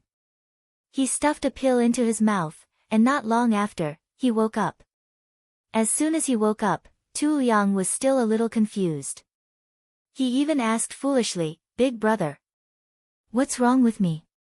"You fainted because you overexerted yourself." Puotian explained. "Oh." Tu Liang nodded. His eyes sparkled as he remembered everything. He said hurriedly, "No. Big brother, I didn't faint because I was overworked. It's because the array that I had previously solved had been repaired, and I couldn't take the shock for a moment, so I fainted from anger." What's the meaning of this? Padian didn't understand. All the formations that I've solved before are useless now. The formation master who set up the sky guarding formation has completely restored the defensive formation. So, all my efforts have been in vain. Tu Liang explained weakly. This fact had hit him hard. Since he had become an array master, he had never encountered such a thing. Therefore, this was a fatal blow to him, a genius array master in the eyes of others. He knew very well that he had lost. He had lost to the person in the house who was even more talented in formations. That person's strength could definitely be called a formation grandmaster, so he did not lose in vain. However, he was not willing to accept this. After all, he had not seen the person in person, so he always felt that he had lost in a rather aggrieved manner. At this moment, the door of the house opened. A group of people walked out from inside, led by a handsome man and beautiful woman duo of 2 men and a woman. These 3 people were none other than Uncle Long, Leng Ruoxue, and Evildoer. After the 3 of them came out, they quietly stood in front of the door.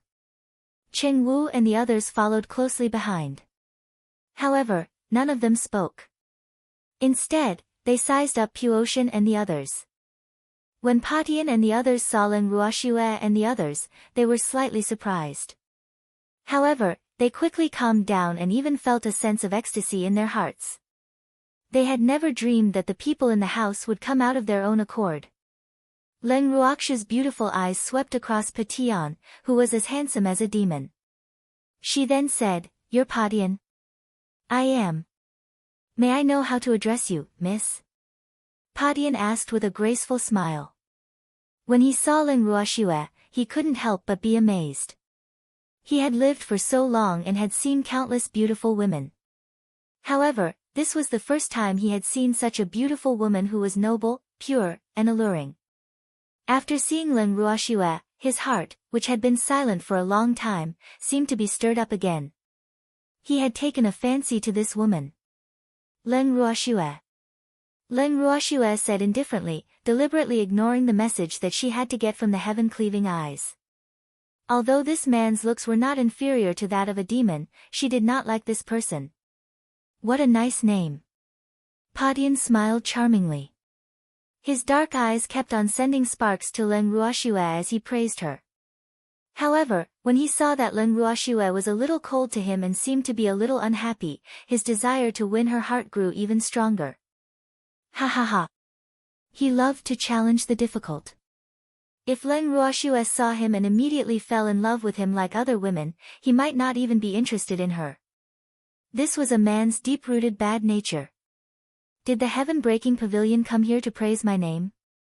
Leng Ruoxue asked curiously. Of course not. Patian laughed and even threw Leng Ruoxue a charming look.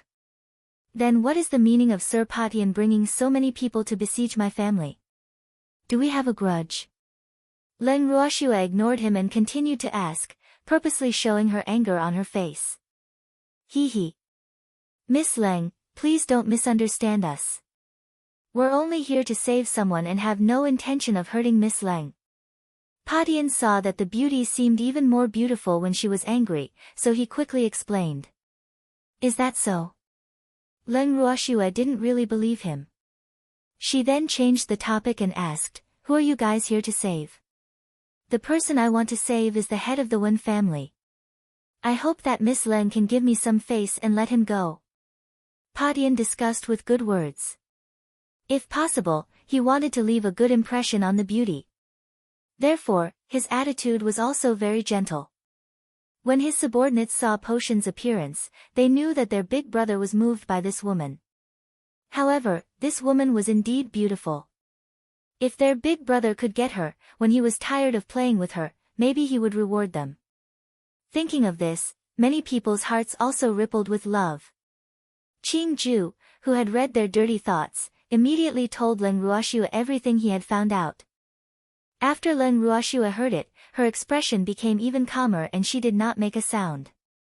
However, these people were already dead in her heart. If it was someone else, I would give the heaven-cleaving pavilion some face, but that old man from the Wen family can't. I have a grudge against him, I can't let him go back to the mountain. Before she came out, Leng Ruoxue had already heard about the Wen family head, Black One, and the others from Uncle Long. Hence, she had already guessed that Patian had come for one of them. However, even if the Divine Master had come personally, she could not let these 3 people go. Miss Lang, as long as you're willing to let the head of the Wen family go, I can promise you that he won't seek revenge on you again. Is that okay? Patian immediately promised after hearing Leng Ruox's words. His legs are his, don't tell me that the heaven-cleaving pavilion can tie the old man of the Wen family to his eyes all day long. So, I'm sorry, but I still have the same words, I can't let her go. Leng Ruoxue was unmoved. Miss Leng, you're really stubborn. In fact, my suggestion is the best choice for you. After all, you won't get any benefits from being my enemy, so you'd better consider my opinion. It'll definitely guarantee your safety. Patian said with a face full of affection. Of course, he would ensure Leng Ruox's safety. Before he was tired of her, how could he let others have the chance to hurt her? There's no need to think about it. I've always believed that it's better to rely on myself than on others, so I'll protect myself well. There's no need for Sir Patian to worry. Leng Ruoxue replied in a very clear manner. Her answer also made Potion's anger rise. However, he still maintained a good demeanor on the surface, and there was a slight smile on his lips, but God knew how angry he was in his heart. That damned woman. You're really refusing a toast only to drink a forfeit. My big brother has always been thinking for you, and you actually dare to not appreciate it. You're really looking for death. At this time, one of the people beside Patian couldn't help but feel indignant for Patian. However, when Patian heard this, he deliberately rebuked the subordinate who spoke up for him, you're not allowed to be rude to Miss Leng. Apologize to Miss Leng quickly. Patian ordered with a stern face. There's no need for an apology, your subordinate is speaking the truth. Without giving the person a chance to speak, Leng Ruoxue said. She did not want to continue watching them perform.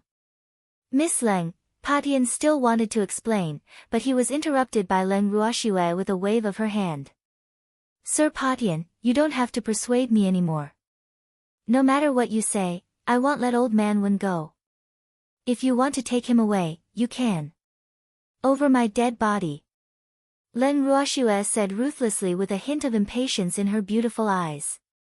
It seems that Miss Leng is more stubborn than I thought. Forget it. Patian sneered. I'll let Miss Leng be sincerely convinced. However, by then, I won't just be taking away Master Wen alone. I'm also taking you with me. If you want to take my woman away, you'll have to step over my dead body first. Otherwise, don't even think about it. Hearing Patian's words, the demon sneered. Your woman. Ha ha ha. You won't be very soon. Patian glanced at the evildoer who was as handsome as him with contempt and looked back at him. Their eyes collided, and electric sparks flickered continuously. It looked like a battle was about to break out. You're that confident?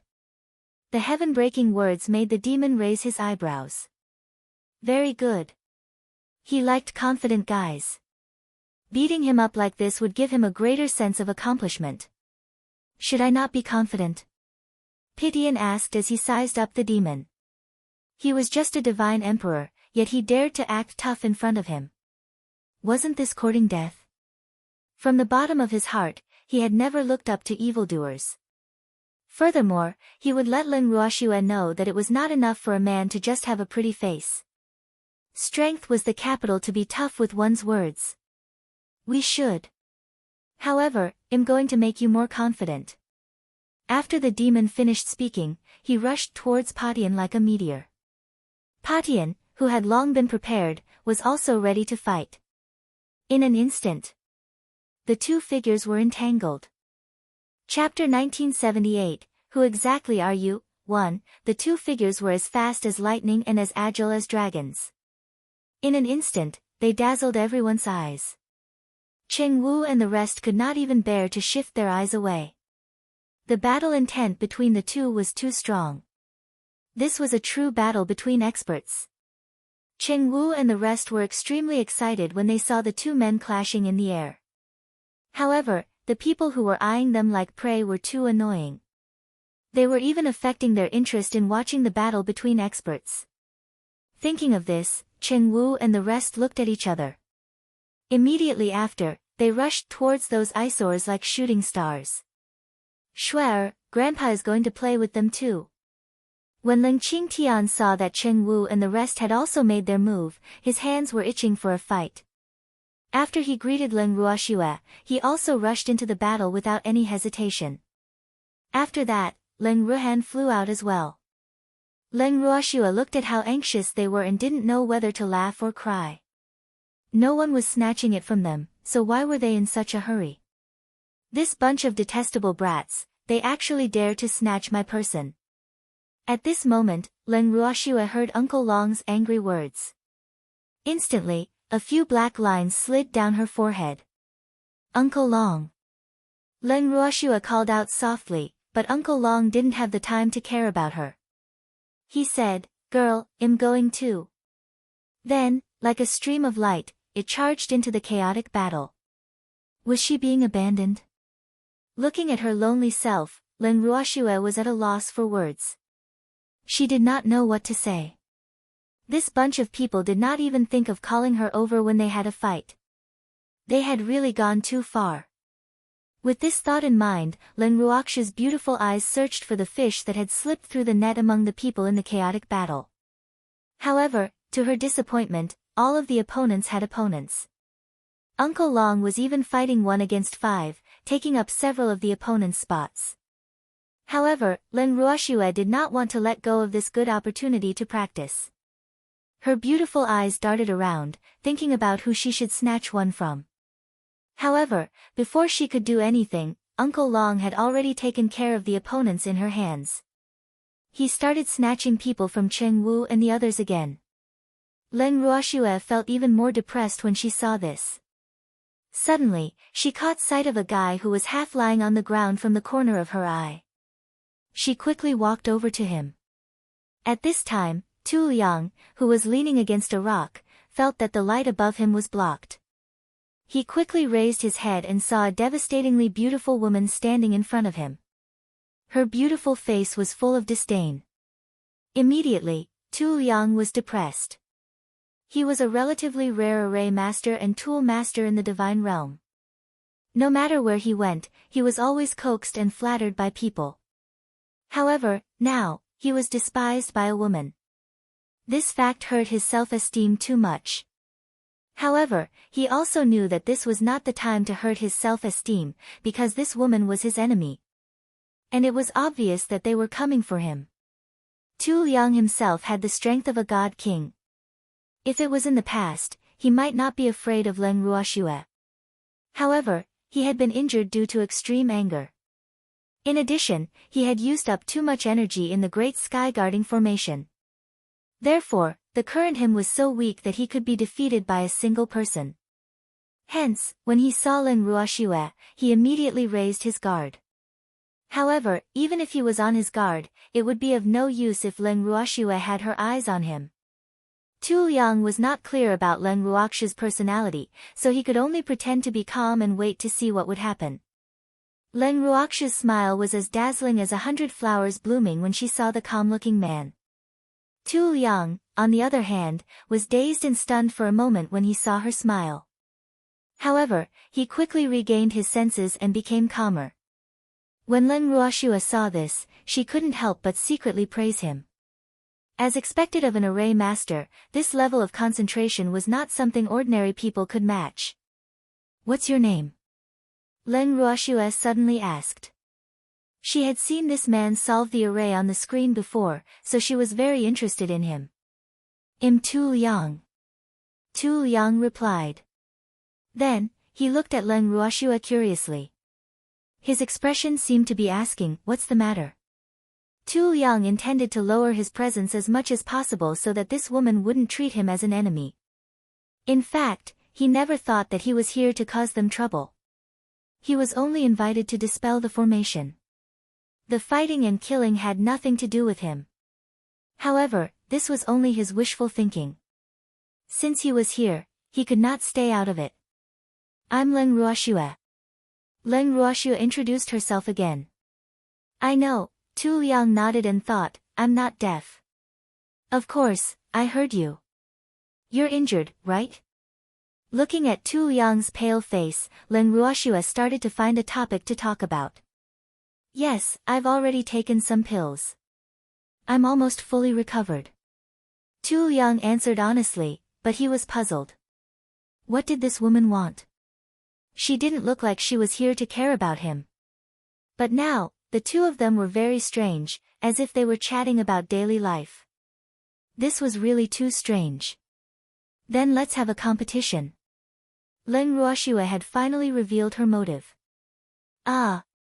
Tu Liang was a little dumbfounded. Was this considered a leap of thought? He couldn't understand Leng Ruoxue's actions. After chatting with him for so long, her final goal was still to compete. Then why did she say so much nonsense before? He was a little angry. How is it? Leng Ruoxue's face was filled with anticipation. I haven't fully recovered from my injuries. I'll definitely lose if I compete with you, so is there still a need to compete? Tu Liang said with self-awareness. Of course. Leng Ruoxue nodded her head seriously. Ah. But I don't think it's necessary. Tu Liang spoke the truth. The two of them competing was purely a waste of time. However, how could he understand Leng Ruoxue's overly bored feelings? One must know that there were so many opponents, but he didn't have a share. What kind of feeling was that? It's very necessary. Leng Ruoxue's stubbornness was back. What do you want to do to me? Why don't you just say it? Tu Liang was determined not to compete with Leng Ruoxue. The current him was very tired. Aren't you an array master? Of course, I want to take you under my wing. Leng Ruoxue said with a smile. I'm sorry, but I'm already taken. When Tu Liang heard this, he said with a tinge of regret. He didn't think that Leng Ruoxue would dare to snatch someone from the Yao clan. Of course, he didn't plan to reveal that he was a member of the Yao clan. That's why I want to compete with you. If I win, you'll be my prisoner, and I'll be able to do whatever I want. Leng Ruoxue replied matter-of-factly, but her words left Tu Liang dumbfounded. So this was what it meant? No wonder Leng Ruoxue was so insistent on competing with him. However, looking at the current situation, it seemed that even if this woman didn't compete with him, he wouldn't be able to escape, right? Hence, he could not understand Leng Ruoxue's thoughts. Chapter 1979, Who exactly are you, Tu? In reality, Leng Ruoxue had requested to compete with Tu Liang because she was bored. She had also wanted to tease him. Even if we don't compete, I don't think I can escape. So, why waste time? Tu Liang reminded her with good intentions while secretly glancing at the situation on the field not far away. I know. But I'm bored, and they're all fighting. I'm the only one without an opponent, so you'll have to fulfill my wish. Leng Ruoxue laughed evilly. Ah. After hearing Leng Ruoxue's words, the gloominess in Tu Liang's heart couldn't be described with words. Why was this woman toying with him? I admit defeat, okay? Tu Liang said in a low voice after a while. What do you think? Leng Ruoxue did not answer but asked a question instead, her expression showing her dissatisfaction. As soon as he heard this, Tu Liang knew that he couldn't admit defeat. At the same time, he also knew that this woman was not just bored. The person who fought with my big brother is your man, right? Tu Liang quickly changed the topic. Yes. Leng Ruoxue nodded her head and waited for him to continue. My big brother is very strong. Your man may not be able to beat him. If you're really that bored, why don't you go and help your man? Why bother me? Tu Liang kindly suggested, but in his heart, he silently apologized to Patian. I'm sorry, big brother. He had no other choice. Otherwise, he wouldn't have used this move to divert the disaster. When Leng Ruoxue heard Tu Liang's words, she couldn't help but widen her eyes as if she had just heard a fantasy story. Her clear and limpid eyes made Tu Liang's heart feel guilty, and his conscience felt extremely uneasy. "You're really a good brother of Patian." Leng Ruoxue stared at Tu Liang for a long time before saying this. Tu Liang lowered his head in shame. After that, Leng Ruoxue changed the topic. She patted Tu Liang's shoulder like a brother and praised him. "You're a smart guy. I admire you. As a human. If a man doesn't do it for himself, the heavens will punish him. Therefore, your thinking is completely correct." These words made Tu Liang's face even redder. However, he didn't know how to refute it. He could only feel waves of regret in his heart. He should not have said it so bluntly. "On account of your deep brotherhood, I'll fulfill your wish," Leng Ruoxue continued. Then, she took out a translucent white silk from her bangle. With a light flick of her right hand, the white silk seemed to have a life of its own. It wrapped itself tightly around Tu Liang's body. Tu Liang struggled for a while, but seeing that he couldn't break free, he could only accept his fate. Leng Ruoxue was very satisfied with Tu Liang's look of admitting defeat.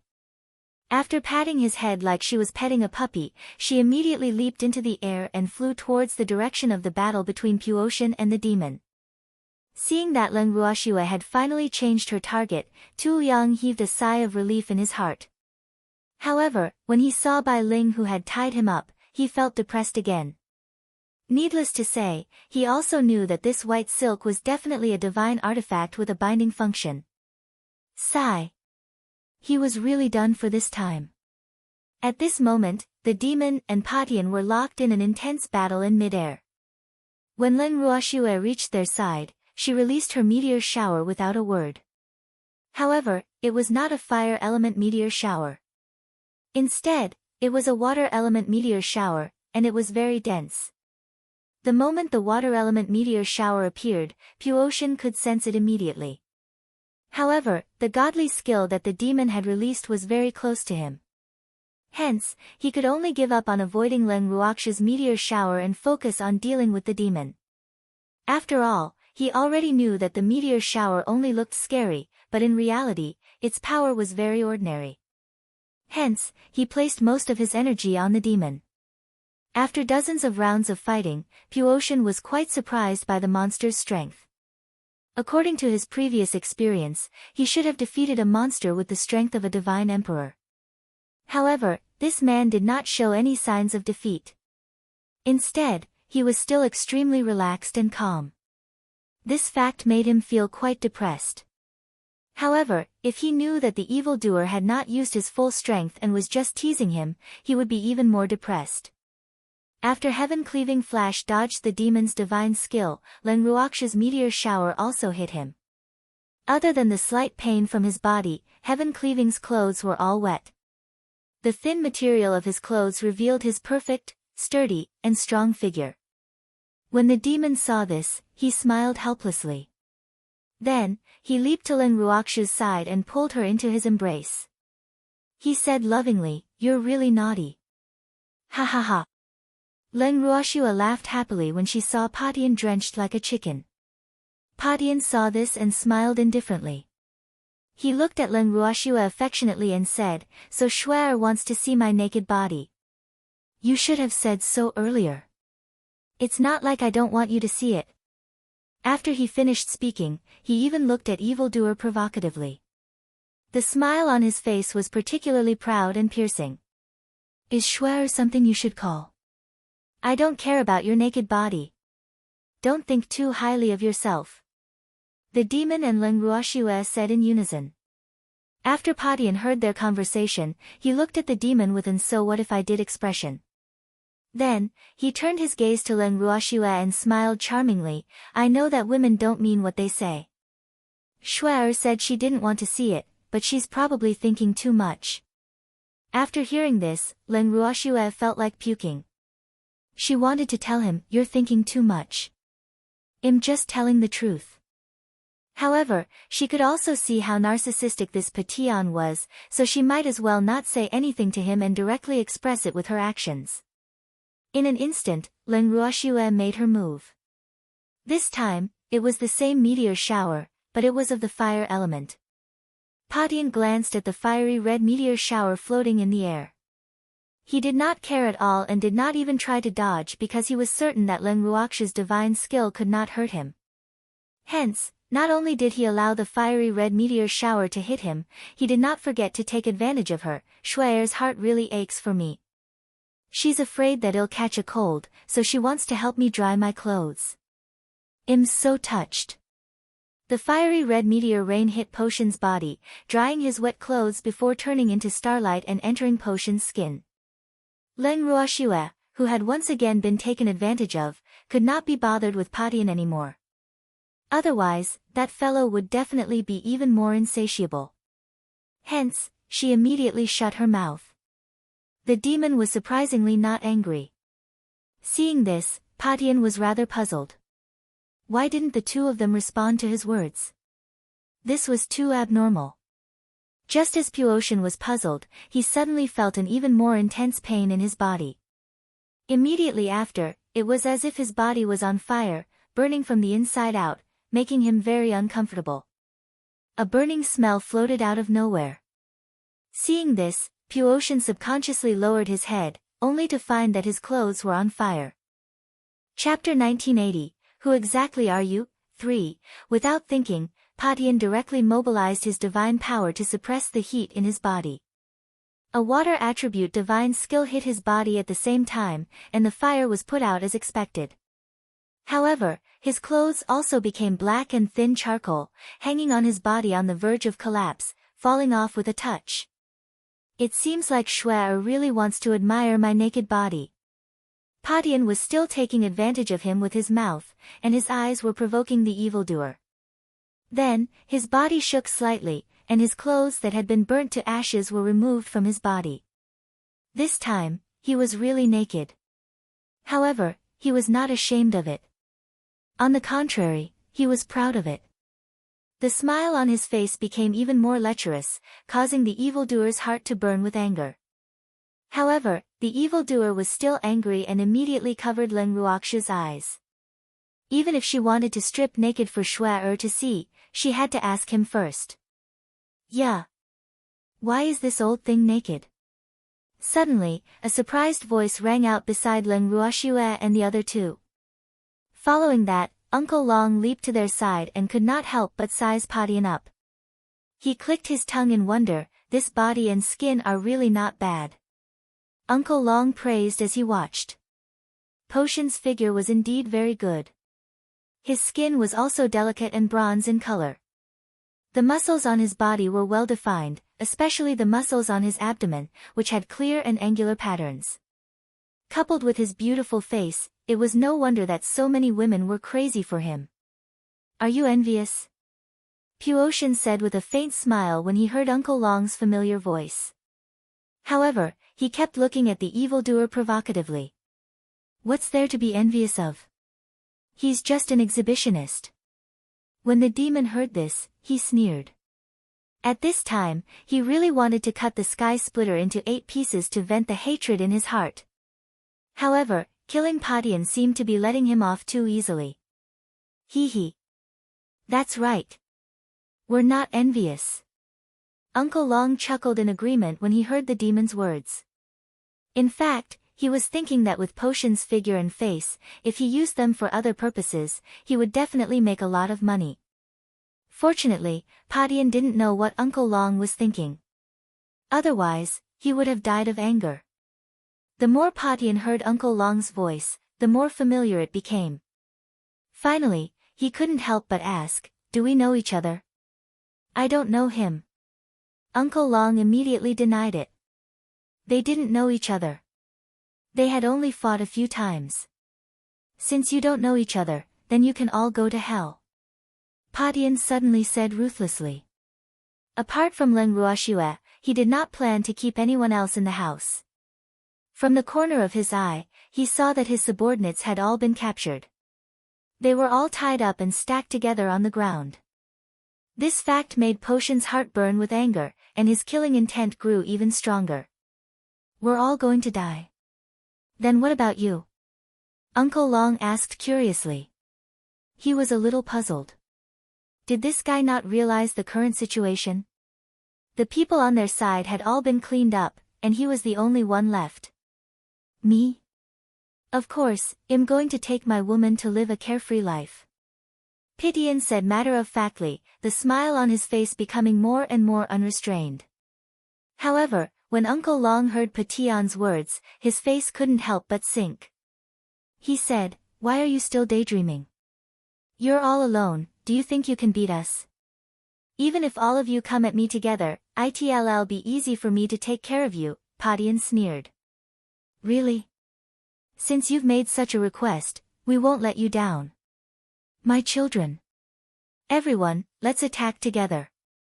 Uncle Long shouted. Cheng Wu and the rest immediately surrounded him aggressively with a trace of anger on their faces. Of course, they weren't angry. They were angry at Uncle Long. This was because Uncle Long had robbed all of their opponents and not killed them. Instead, he had piled them up like garbage. This fact made them angry and they didn't know what Uncle Long was up to. However, when Leng Ruoxue heard the words children from Uncle Long, she couldn't help but laugh out loud.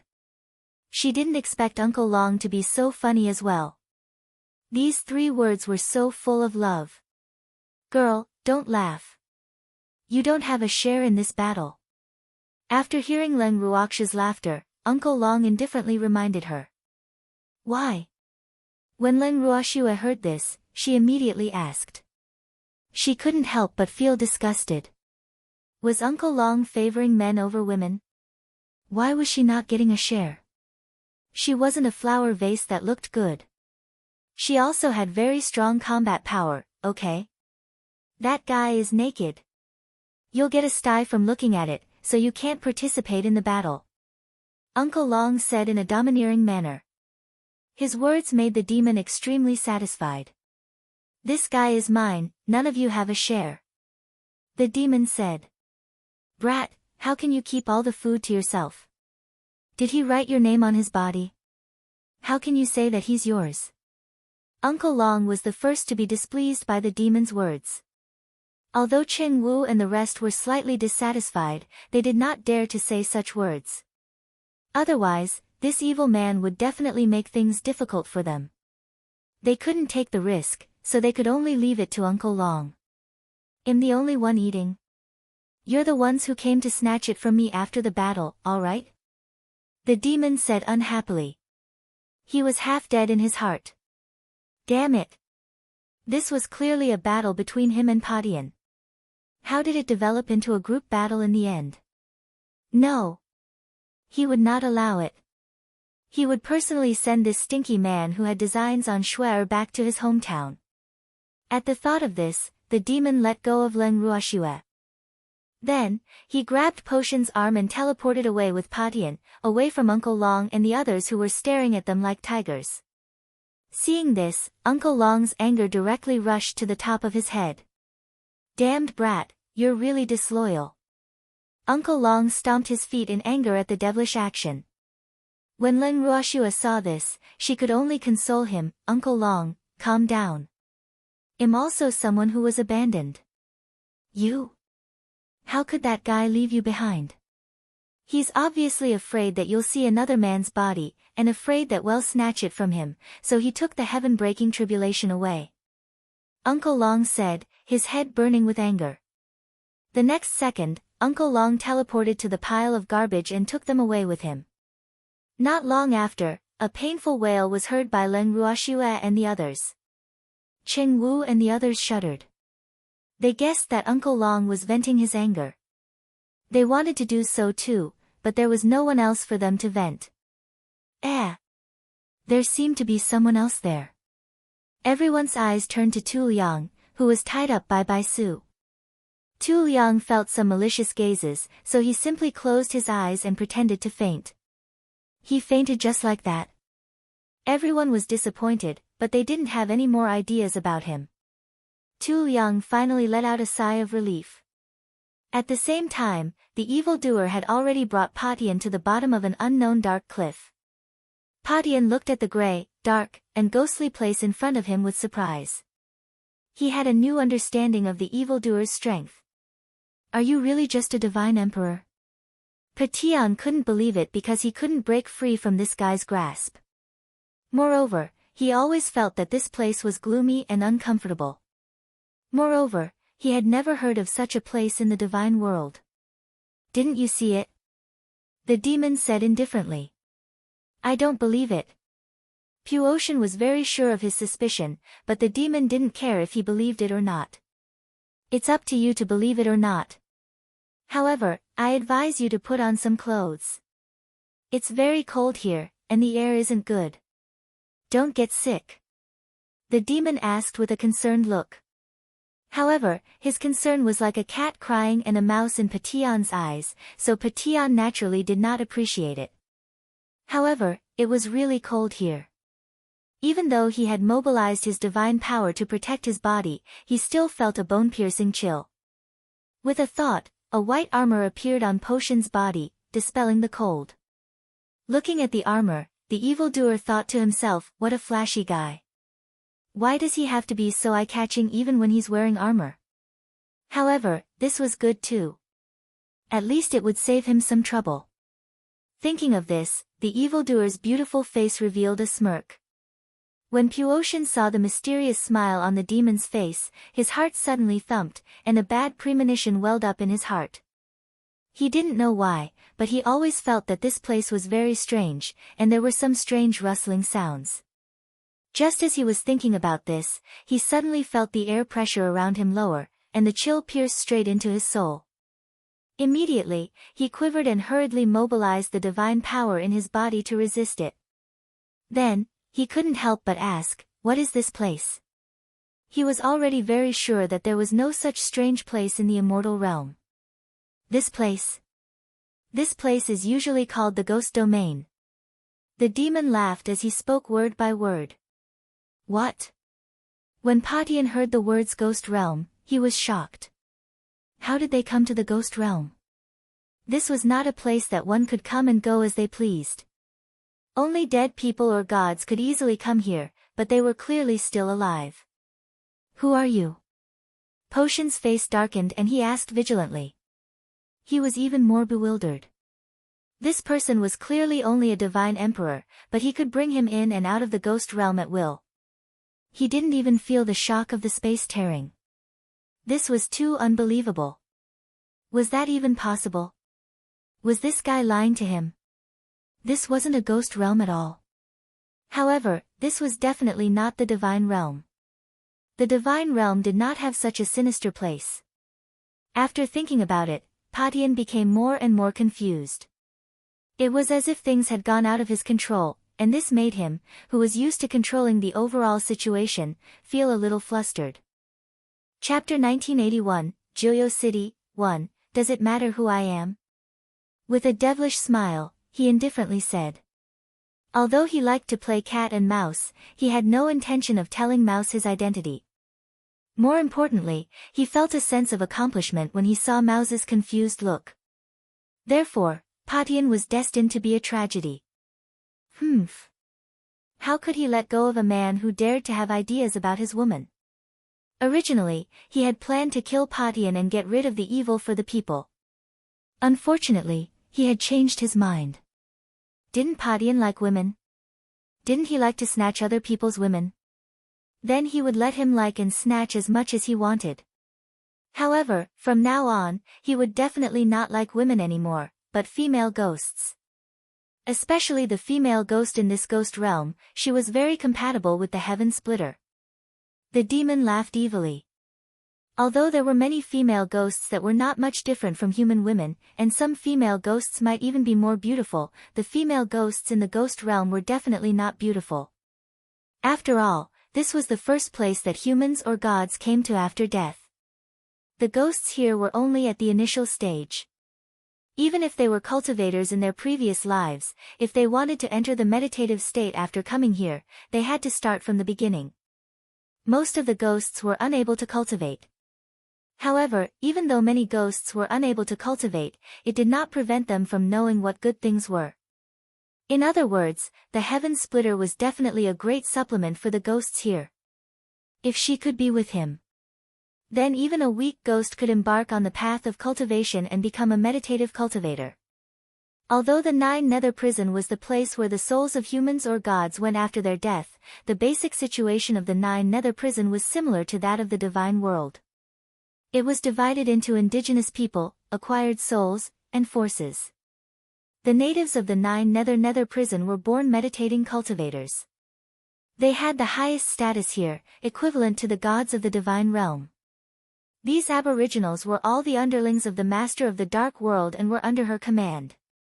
As for the acquired souls, they had lost their memories and consciousness when they first arrived in the Nine Nether Prison.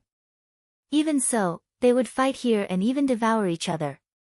The souls that knew how to devour other souls were basically the stronger souls.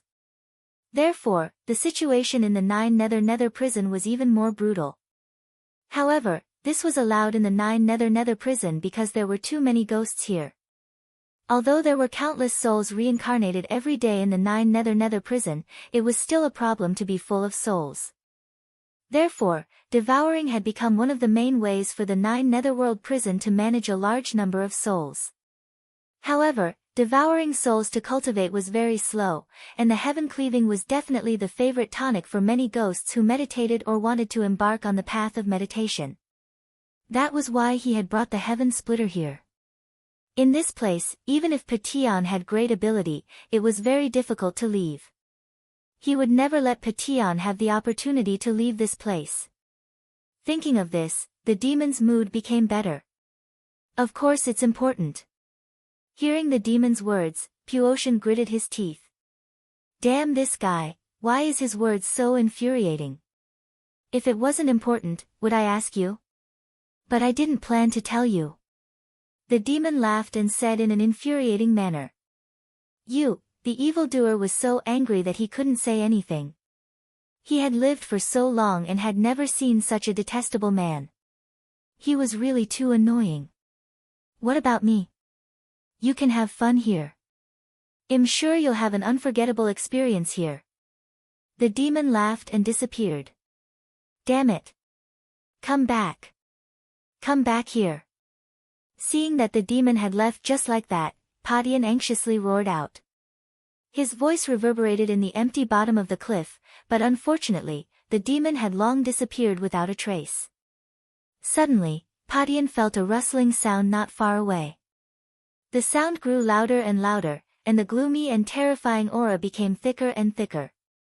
Suddenly, he felt a chill run down his spine. Could it really be some ghost realm? In fact, he had always been skeptical of the devilish man's words, but now, he was not so sure. Just as Patian was bewildered, a few ugly female ghosts suddenly appeared beside him. These female ghosts had pale faces, their eyes protruded out of their eye sockets, their tongues stuck out a foot long, drooling, and their dull eyes were shining as they looked at Patian. Their figures were illusionary and translucent. They floated around him and laughed gloomily. It was obvious that these female ghosts were only beginner-level ghosts. He glanced at the female ghost who was drooling at him, and he was furious. With a wave of his hand, the soul of the female ghost beside him was immediately scattered, and she did not even have the chance to reincarnate. But immediately after, more ghosts came from all directions and rushed in his direction. Looking at the dense gray-white light spots not far away, Potion's head was in a big mess, but he also completely believed the evildoer's words. This place was indeed the ghost realm. Damn it! How did that guy have the ability to bring him here? Patian couldn't figure it out no matter how hard he thought about it. However, although he had never been here before, he knew that it wasn't so easy to leave this place. From this moment on, the tragic journey to the Nine Nether Prison had officially begun. These ghosts were just child's play. After the demon left the ghost domain, he went back to the main city of the Nine Nether Prison, Nine Nether City. It was also his main residence in the Nine Nether Prison. Although Joyo City belonged to the Nine Nether Prison, it was not as gloomy as the other places in the prison. In fact, the scenery here was like a painting, the environment was beautiful, the sky was blue, and there were a few beautiful clouds floating in the sky. No matter how you looked at it, it was hard to imagine that this was the main city of the 9 Nether prison. The residents of Joyo City were also the meditation cultivators with the highest status in the 9 Nether prison. They knew how to enjoy life even better than the gods in the god realm. They spent all their time outside of cultivation on enjoying food and beautiful women. His days were extremely carefree. It could be said that in an environment like the 9 Nether prison, they had seen through life and death and enjoyed life.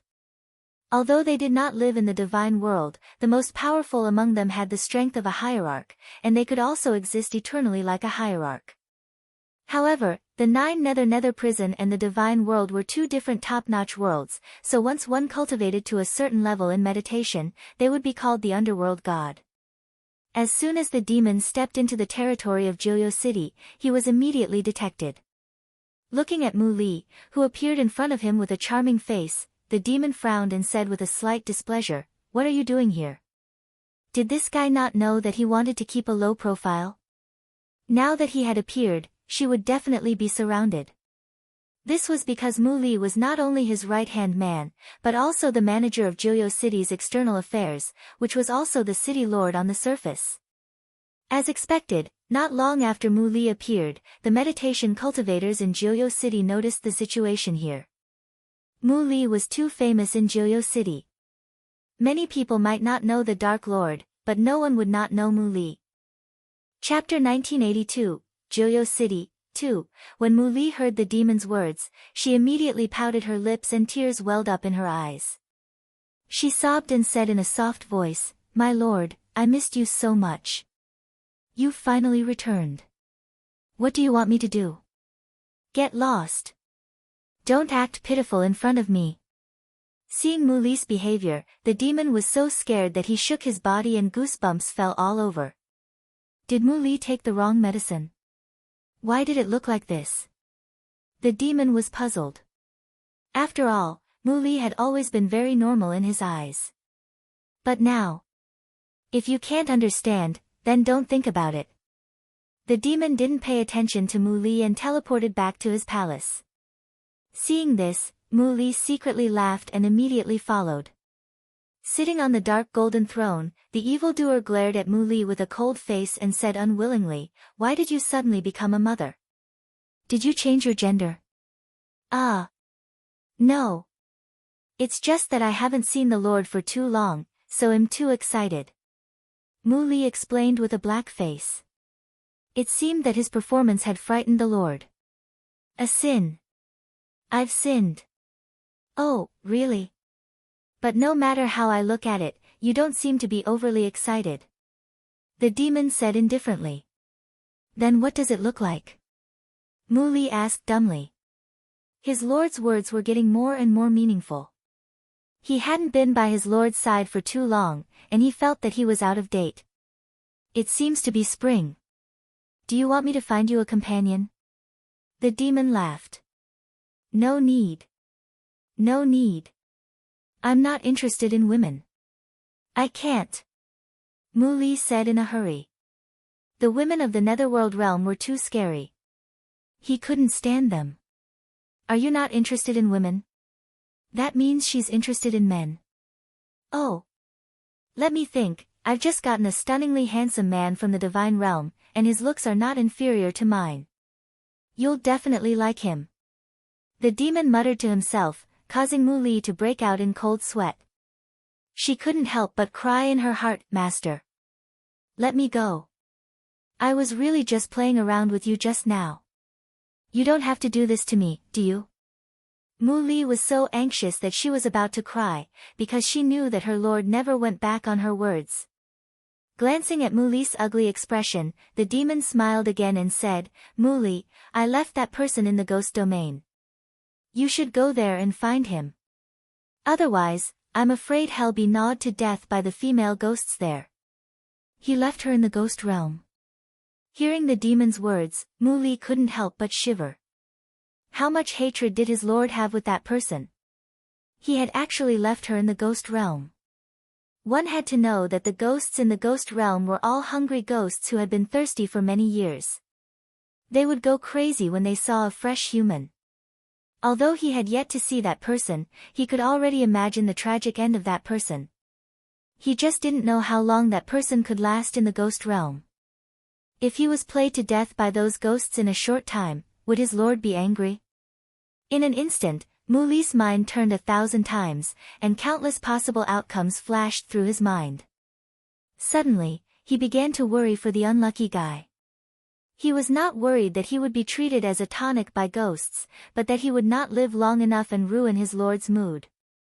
Thinking of this, Mu Li quickly said, "Don't worry, my lord, I'll get someone to take good care of him." "Who asked you to take care of him?" "I'm just sincerely trying to find you a companion. Otherwise, you'll be so lonely." The demon asked with a concerned look. "My lord, this subordinate is not lonely." "It's true," Mu Li said with certainty. If his lord still didn't believe him, he would have to buy a piece of tofu and die to prove his will. Woo! It's all his fault. What kind of joke is he playing with his lord? Now, the lord has taken revenge. Are you sure? The demon didn't seem to believe it. I'm sure. I'm very sure. Mu Li nodded repeatedly. If that's the case, I won't force you. However, if you're really lonely, you must tell me. You can choose any man in the netherworld. If there's no one you like here, I'll go to the divine realm to help you find one.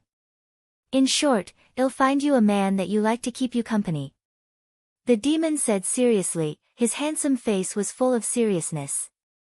Thank you, my lord. Mu Li wanted to cry but had no tears. Woo! Why did his lord only think about finding a man for him? In fact, he did not like men either. However, he didn't dare to say this again. Otherwise, who knew what kind of mutant his lord would make for him? There's no need to be so polite. Although you're my subordinate to the outside world, in my heart, you're like my family. So, I should make more plans for you. The demon laughed. In fact, his words were not a joke. Among all his subordinates, he trusted Mu Li the most. Mu Li had followed him for the longest time. Although they were master and servant, they were like brothers. After he had Shuai, he naturally hoped that this subordinate who had been alone for many years would find a good home. Of course, finding him a man was purely a joke. Who asked Mu Li to act pitiful when she saw him just now? How could she feel balanced if she didn't punish him? Thank you, my lord. Mu Li only knew how to say this and didn't dare to say anything else. Otherwise, he was afraid that he would arouse the thoughts of his lord again. After a while, Mu Li couldn't resist his curiosity and asked, "How long does my lord plan to stay in Joyo City?" In fact, what he wanted to ask was, what did his lord need this subordinate to do when he returned to Joyo City? However, he didn't dare to ask too directly now. Otherwise, if his lord threw the guy who was left in the ghost realm to him, he would have to find a place to cry. However, even if he didn't ask that, the demon had planned to throw the heaven breaker to him. However, it was for him to monitor and cause some trouble for the heaven breaker. "I'll leave in a while. As for the person I threw in the ghost domain, you have to entertain him well. That guy is a lecherous man, so let him see the beauties of our 9 nether prison so that he doesn't come here for nothing," the demon ordered. "Yes. This subordinate will not let you down." Mu Li wiped the cold sweat on her forehead and hurriedly replied. She couldn't help but secretly complain in her heart, is he a lecherous person? Could it be that he was perverting that little devil? No wonder his master was so angry. Stealing a glance at the gloomy-looking evildoer, Mu Li was even more certain that the man must have had ideas about the little devil. Otherwise, he would not have been punished by his lord like this. As for the little devil in his heart, he was referring to Leng Ruoxue. Fortunately, Leng Ruoxue didn't know what Mu Li thought of her. Otherwise, Mu Li would be the one in trouble. "Remember, take a picture of everything he did in the ghost realm for me to remember," the demon said after nodding. "Yes." Mu Li's little heart trembled as she replied. She took a picture as a memento. Her lord was so ruthless. However, he had to strictly carry out his lord's words, so he would definitely do it well. I can't let my lord down. After the demon had settled everything, he immediately left the Nine Nether prison and returned to the divine world. Chapter 1983, Joyo City, 3, because he had missed Shui in just a short while. At this moment, Leng Ruoxue and the rest were still outside the house. They were listening to the wailing sounds coming from not too far away. They were staring at Tu Yang, who had pretended to be unconscious and was woken up. At this moment, Leng Ruoxue felt herself being pulled into the embrace of a strong arm. The familiar aura made her know without a doubt that the person who was holding her was the evildoer. You're back. Leng Ruoxue said happily as she leaned into the evildoer's arms. What's going on? The demon nodded and asked. Everyone was looking at the same person, but the pile of trash on the ground was gone. Has it been dealt with? Hee. After you took Padian away, Uncle Long was angry, so he took those trash away to vent his anger. We were bored, so we had to look after him. Leng Ruoxue pointed at Tu Yang and explained. Oh. He's really lucky. The demon smiled faintly. However, when Tu Yang heard his words, he couldn't help but feel disgusted. Lucky my ass. He was so unlucky. Although he was treated better than the others, he was still a piece of meat on the anvil. He had no freedom. By the way, how's that Padian doing now? Leng Ruoxue asked again with a smile. Padian had been taken away by the demon, but that fellow had yet to return. The demon wouldn't have killed him, right? She could not help but think to herself. After hearing her question, Tu Yang couldn't help but prick up his ears to listen. At this time, he was very concerned about Potion's whereabouts, because he knew that the only person who could save them now was Padian. Unfortunately, this demon had returned alone, and he was not injured at all. As a result, his big brother was probably in danger. Thinking of this, he became even more worried, but he did not dare to show it. That guy is so good. He's happily touring around my territory. The demon laughed evilly. Your territory? When Leng Ruoxue heard this, black lines formed on her forehead. Wasn't that the Nine Nether prison? That was a place where people or gods would go after they died, so she didn't think there was anything good to go there for sightseeing. In her opinion, Patian's situation there could be described as deep water and hot fire. After all, how could the demon let Patian live a good life there? In fact, Potion's current situation was even more serious than she had thought. However, when Tu Yang heard that Patian was still alive, he was relieved. After all, in his opinion, the heaven-crushing power was unfathomable. As long as he was alive, he would be able to make a name for himself no matter where he was. Therefore, he was not worried about what the demon said. Unfortunately, he had miscalculated this time. You little brat. You're back pretty quickly. Suddenly, a deafening roar rang in Leng Ruoxue's and the others' ears. They turned their heads in unison and saw Uncle Long carrying the pile of rubbish on his shoulders. He was standing not too far away with a face full of anger. As for the trash in his hands, they looked extremely haggard at this time. Their faces were dark and their clothes were in tatters. Their exposed skin was full of green and purple marks. Seeing this scene, everyone's heart was like a cat scratching. What was going on? What did Uncle Long do to them? Why did each and every one of them seem to have been squeezed dry? I'm still all right. Hearing Uncle Long's angry words, the demon smiled calmly. Where did you put the heaven splitter? Give it back to me, I still need to use it to earn money. Uncle Long continued, his face full of anger. However, when they heard Uncle Long say that he wanted to use the sky-breaking technique to complain about money, everyone's curiosity was even greater. They really wanted to know what that pretty boy could do. I'm afraid he doesn't have the time to make money for you now. After listening to what Uncle Long said, the demon laughed. That was because that fellow was currently busy dealing with the female ghosts in the ghost domain. Ah.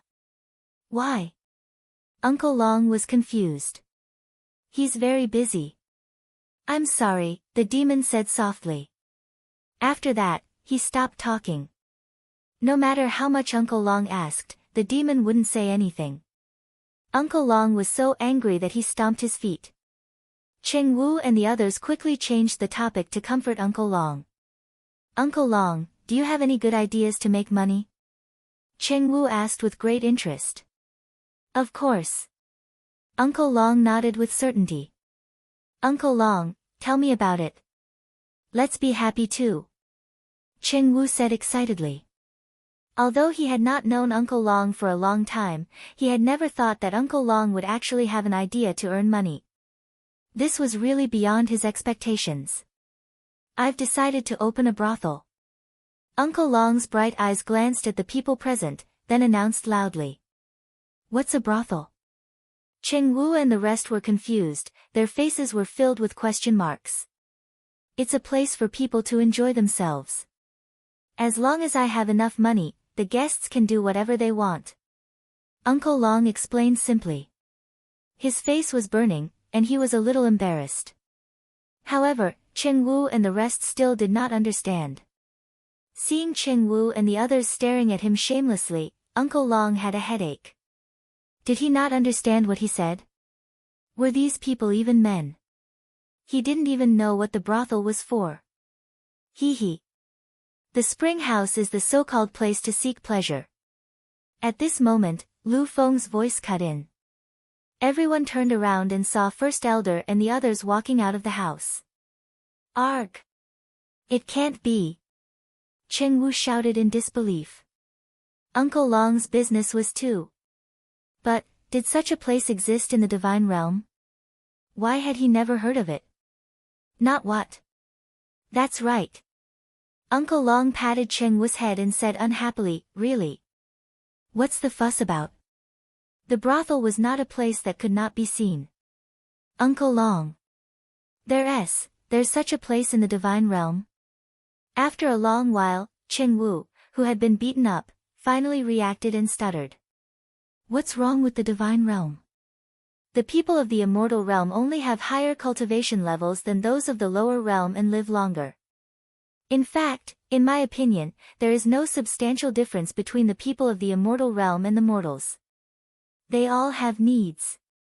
As the saying goes, there will only be a market if there is a need. Thus, brothels are not illegal in the divine realm. Uncle Long explained calmly, but in his heart, he couldn't help but add, but it's still illegal. After all, many gods thought highly of themselves and would naturally not put this kind of thing out in the open. Ah! We're the ones who are ignorant. Cheng Wu quickly admitted his mistake. Uncle Long, on the account of his good attitude, did not bother about his ignorance. Lu Feng, who was very curious about Uncle Long's thoughts, couldn't help but ask in more detail, Uncle Long, if you want to go to Kai Chun Lu, where can we find the service staff? They can do it. Uncle Long pointed at the trash that he was still carrying and added, originally, that guy Patian could have become the number one of my spring brothel, but unfortunately, he was taken away by this stinky brat. What a pity. What a waste of such a beautiful face. With him around, how many people will be attracted to my brothel? After he finished speaking, Uncle Long's face revealed an extremely regretful expression. Leng Ruoxue and the rest were dumbfounded, and black lines appeared on their foreheads. So this was the reason why Uncle Long was so concerned about Heaven Splitter. Now, Cheng Wu and the others did not know if Patian was lucky or unlucky. Because no matter if he fell into the hands of Uncle Long or the hands of the evildoer, he was destined to not have a good life. Uncle Long. You're my idol. After a long while, the stunned Lu Feng finally spoke up. He wiped the cold sweat off his forehead without making a sound. He could finally see that no matter who he offended, he could not offend the people around Leng Ruoxue. None of these people were kind. Hee hee. It's good that you're not the subject of vomiting. Uncle Long teased before he asked Lu Feng seriously, the Lu family's kid.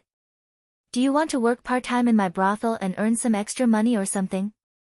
With your qualities, Uncle Long can guarantee that you'll be famous throughout the entire divine realm. How about it, consider it.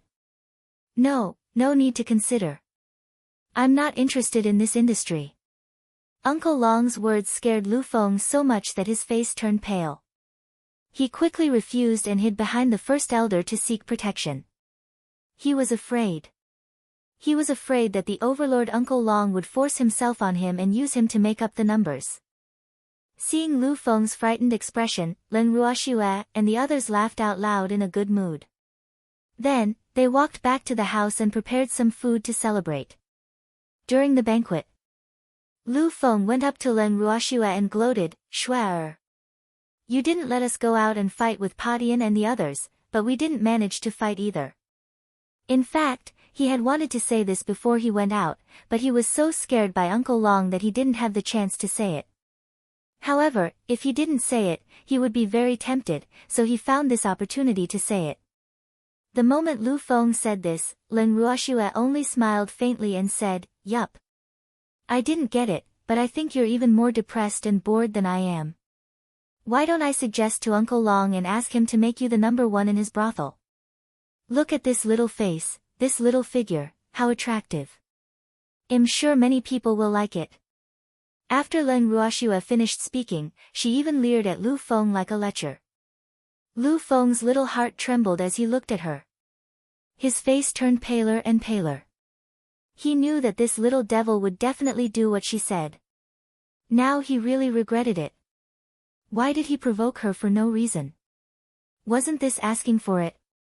"Shuai, I was just joking with you. You can treat my words as farts." After giving it some thought, Lu Feng hurriedly tried to salvage the situation. After he finished speaking, he did not wait for Len Ruoxue's reaction and went back to his room to hide without even turning his head. Chapter 1984, The Yao Family's Rage, 1, Ha ha ha. Seeing that Lu Feng was running faster than a rabbit, Len Ruoxue's mood brightened and she laughed happily. When the demon beside her saw this, he smiled helplessly and said, "Shuai, you're so naughty." When Uncle Long heard Len Ruoxue's laughter, he walked over and pretended to be displeased. "Little girl, you're too evil. You actually used me to scare him." Ha ha ha. Hearing Uncle Long's words, Len Ruoxue's smile widened. After laughing, Len Ruoxue turned serious and said, "Uncle Long, are you really planning to open a brothel?" She felt that Uncle Long was probably joking. However, Uncle Long's face was serious as he said, "Of course. Girl, Kai Chun Lu will be very profitable.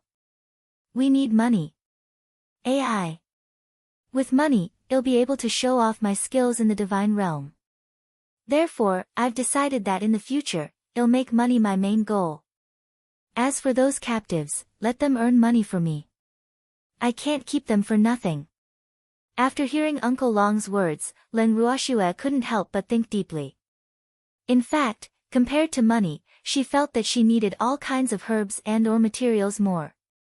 With these things, she could easily accumulate a lot of popularity and many people would want to make friends with her.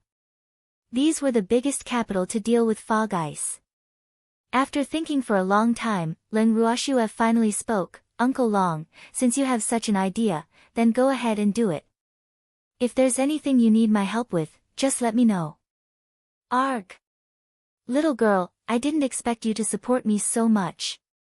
Uncle Long was very surprised. After all, in his opinion, a brothel was not a decent place.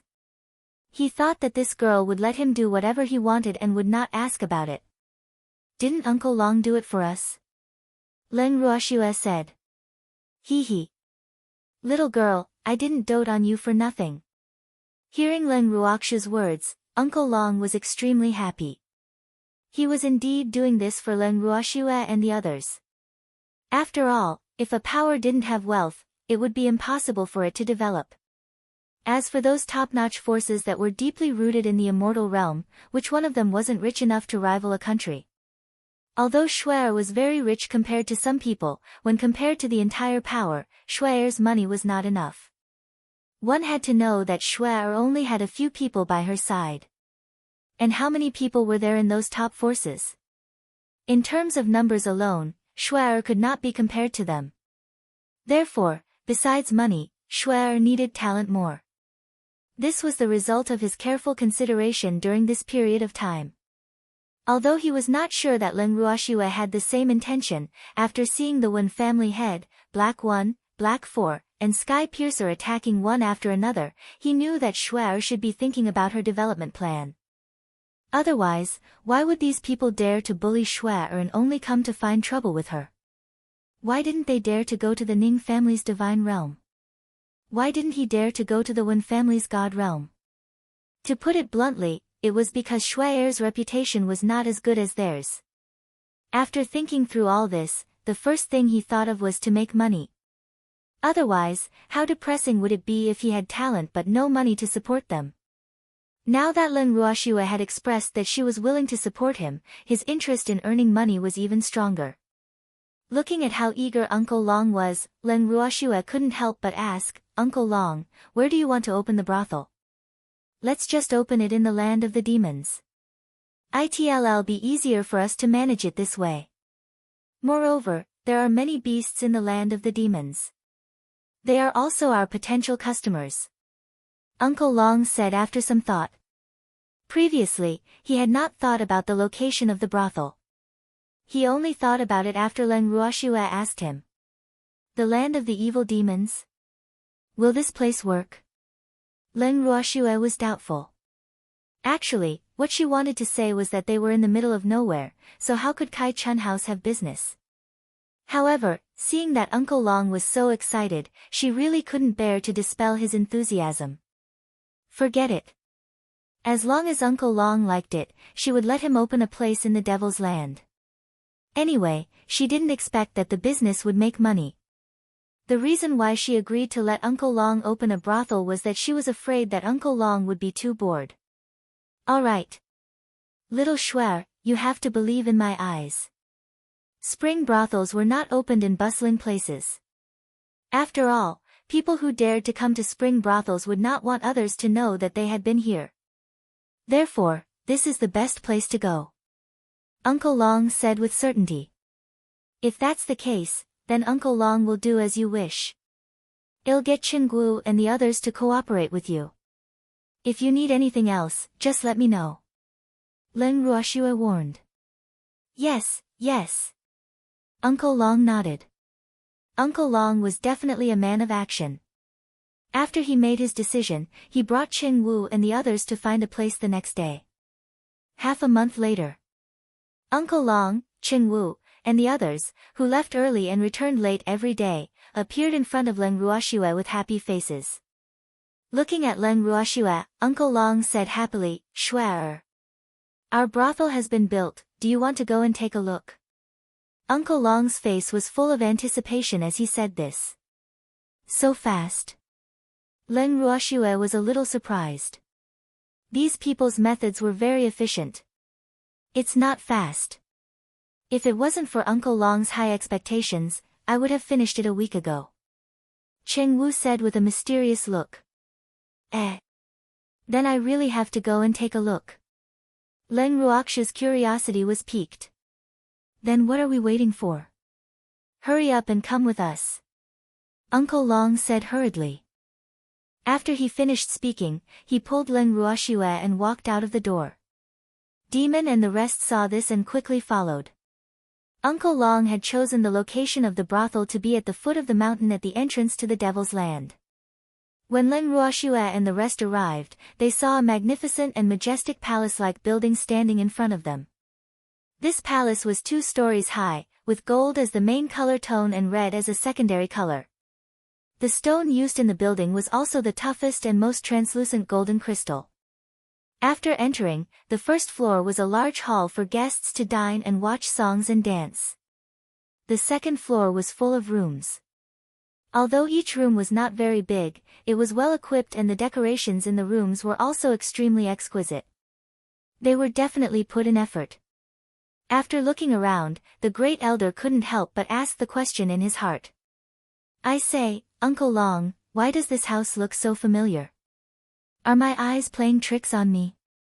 The great elder's face was filled with confusion. When Uncle Long heard the great elder's words, he laughed proudly and said, You're not seeing things. This house is an imitation of the old Yao's house, but it's not as big as his. It can be considered a miniature version. Ah! When the crowd heard Uncle Long's words, they were all speechless. How badly did the head of the Yao family offend Uncle Long? If the Yao family knew that Uncle Long had built a brothel in the style of the Yao family's house, they would probably vomit blood. However, they believed that if a person from the immortal realm came here to spend money, he would definitely be very happy, because it was equivalent to living in the Yao family. Hee hee. On the surface, this place is a guest house, but it's a guest house that provides special services. What do you guys think about calling it Yao Jia Lu? Uncle Long glanced at everyone's expressions and said calmly. Chapter 1985, The Yao Family's Rage, 2, The Yao Clan. Everyone's mouth twitched. Did this have to be related to the Yao family? They really wanted to know how the Yao family had offended Uncle Long. Uncle Long, will calling it the Yao clan house reflect the unique characteristics of your brothel? Leng Ruoshua asked curiously. I can. My building is an imitation of the Yao family's building, so anyone who has been to the Yao family will know with one look.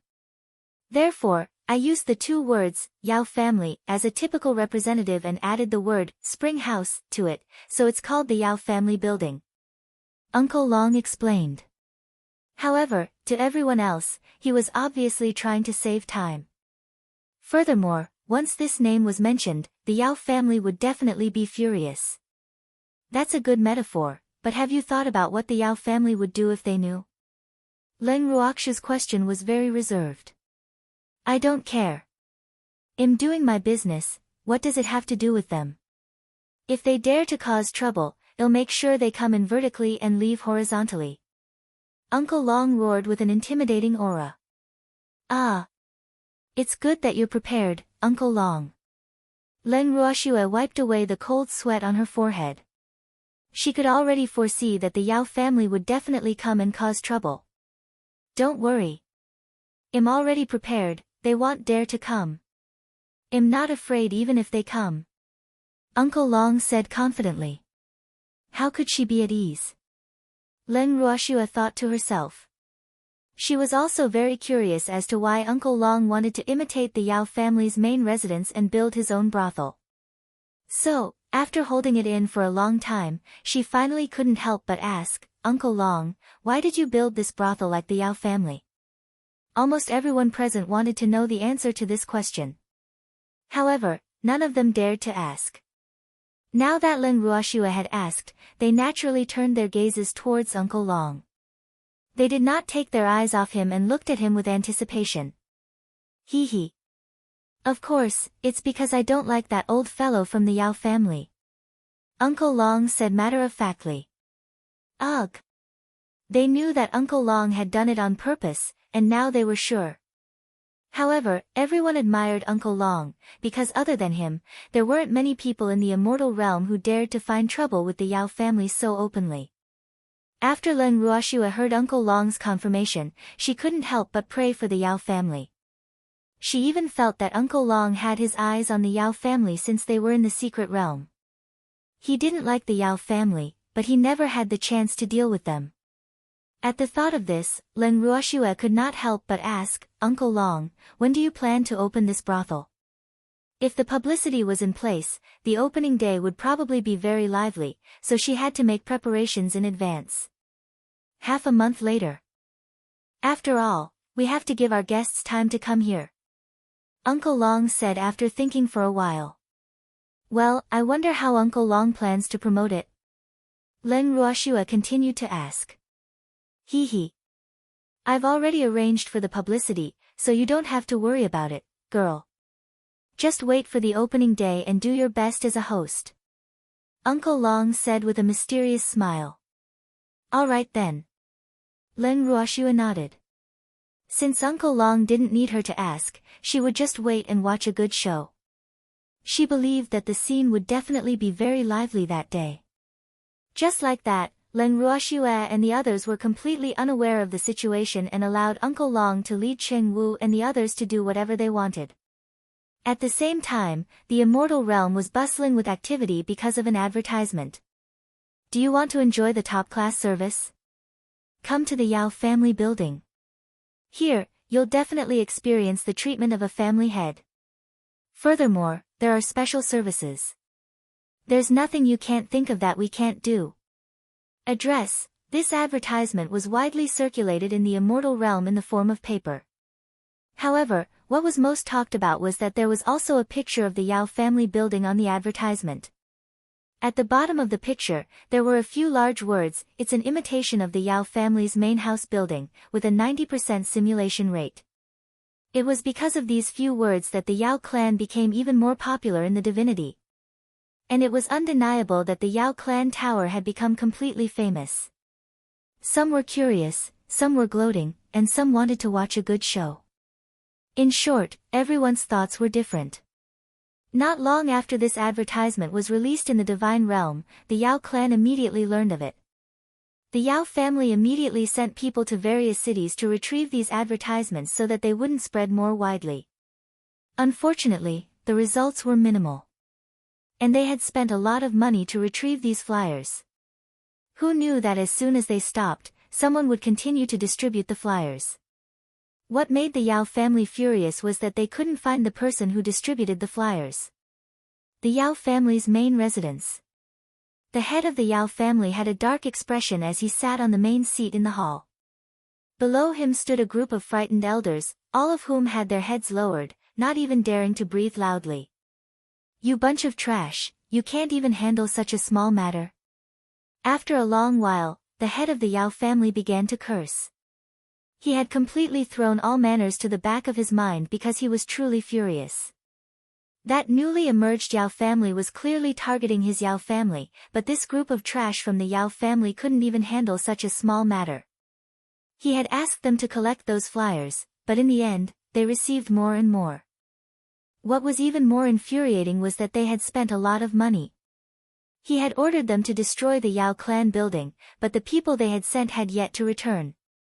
All of these things that had been vexing him were driving him crazy. However, these trash could not think of any good ideas.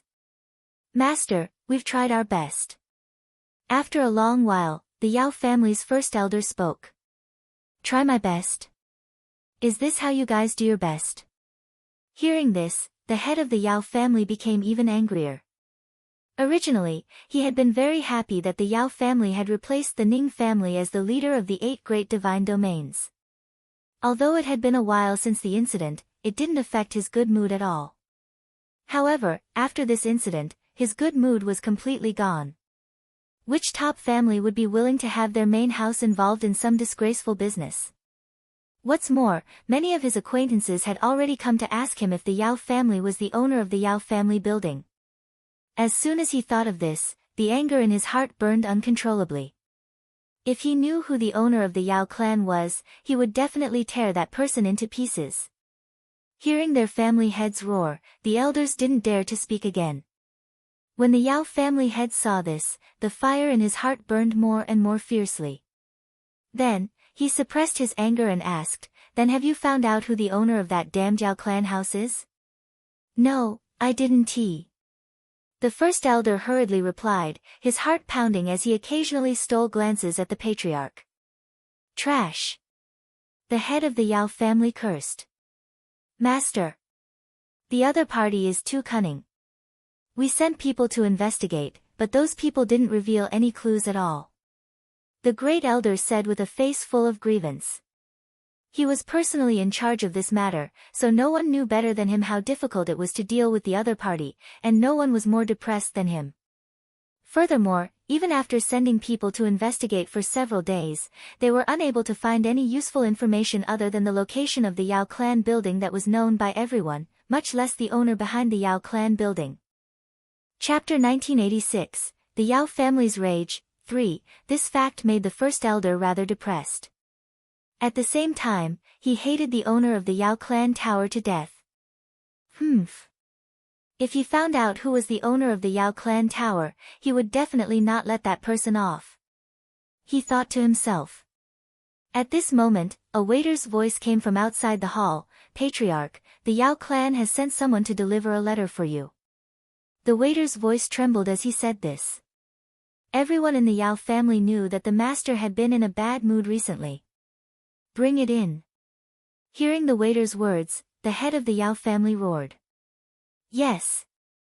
The attendant immediately walked into the hall and handed the letter to the grand elder, who then passed it to the patriarch of the Yao family. The head of the Yao family opened the letter and quickly glanced through it. His expression turned even uglier. Humph. How dare you? The head of the Yao clan angrily threw the letter to the ground as he muttered to himself with a resentful expression. Seeing this, the Yao family's first elder hurriedly picked up the letter. When he read it, his expression immediately changed. Master! The Yao family's first elder was so angry that he couldn't speak, and his face was as dark as a dark cloud, because the letter only had a few words. Thank you, Yao family head, for providing us with service. Well, definitely make the best use of it. This was clearly a direct provocation. However, through this letter, the Yao family's first elder also found out the reason why those people had yet to return. They had been captured. Not only had they been caught, but the other party was even planning to let them do something. This time, it was really a fierce slap to the Yao family's face. Great elder, bring some people to rescue the captured members of the Yao family. We cannot fall into the hands of the enemy, and we cannot sell our bodies. After a long while, the head of the Yao family finally spoke. Right now, nothing was more important than the reputation of the Yao family. Yes. Yes, master. The great elder hurriedly replied. Then, he called out the names of a few elders and led them out of the hall. At this moment, there were only 3 days left before the opening of the Yao clan building. Compared to the gloominess of the Yao clan, Uncle Long and the others were in an exceptionally good mood. In order to prevent anyone from causing trouble before the opening, Uncle Long brought Cheng Wu and the others to stay at the Yao clan building. In a certain room in the Yao family's building, Uncle Long, who was sitting on a chair and drinking tea leisurely, glanced at the Yao family members who were hidden in the Yao family building. His eyes lit up as if he had seen money. He smiled pervertedly and said, "Oh. Not bad. Not bad. It's soft and tender, it can definitely be sold for a good price." When the Yao family members heard his words, their faces revealed angry expressions. However, they couldn't move or speak, so they could only use their eyes and expressions to express their dissatisfaction. Who asked them to be drugged? Right now, their bodies were still soft. This fact made many of the less courageous people feel extremely uneasy. However, Uncle Long didn't care about their expressions. After praising them, he focused on drinking his tea again. At this moment, Cheng Wu walked in from outside and whispered a few words to Uncle Long. Uncle Long immediately stood up and walked out of the door with Cheng Wu. He didn't even lock the door. When the Yao family members saw this scene, their eyes were so angry that they almost spurted fire. These people never locked the door when they left, but unfortunately, they couldn't escape. This fact made the gloominess in their hearts unable to be described with words. After Uncle Long left with Cheng Wu, he directly teleported back to the Leng family's main residence because Cheng Wu said that there were guests. However, when Uncle Long saw the person standing in the garden, he said with a look of disgust, "The Ning family's kid is also considered a guest." It was Master Ning.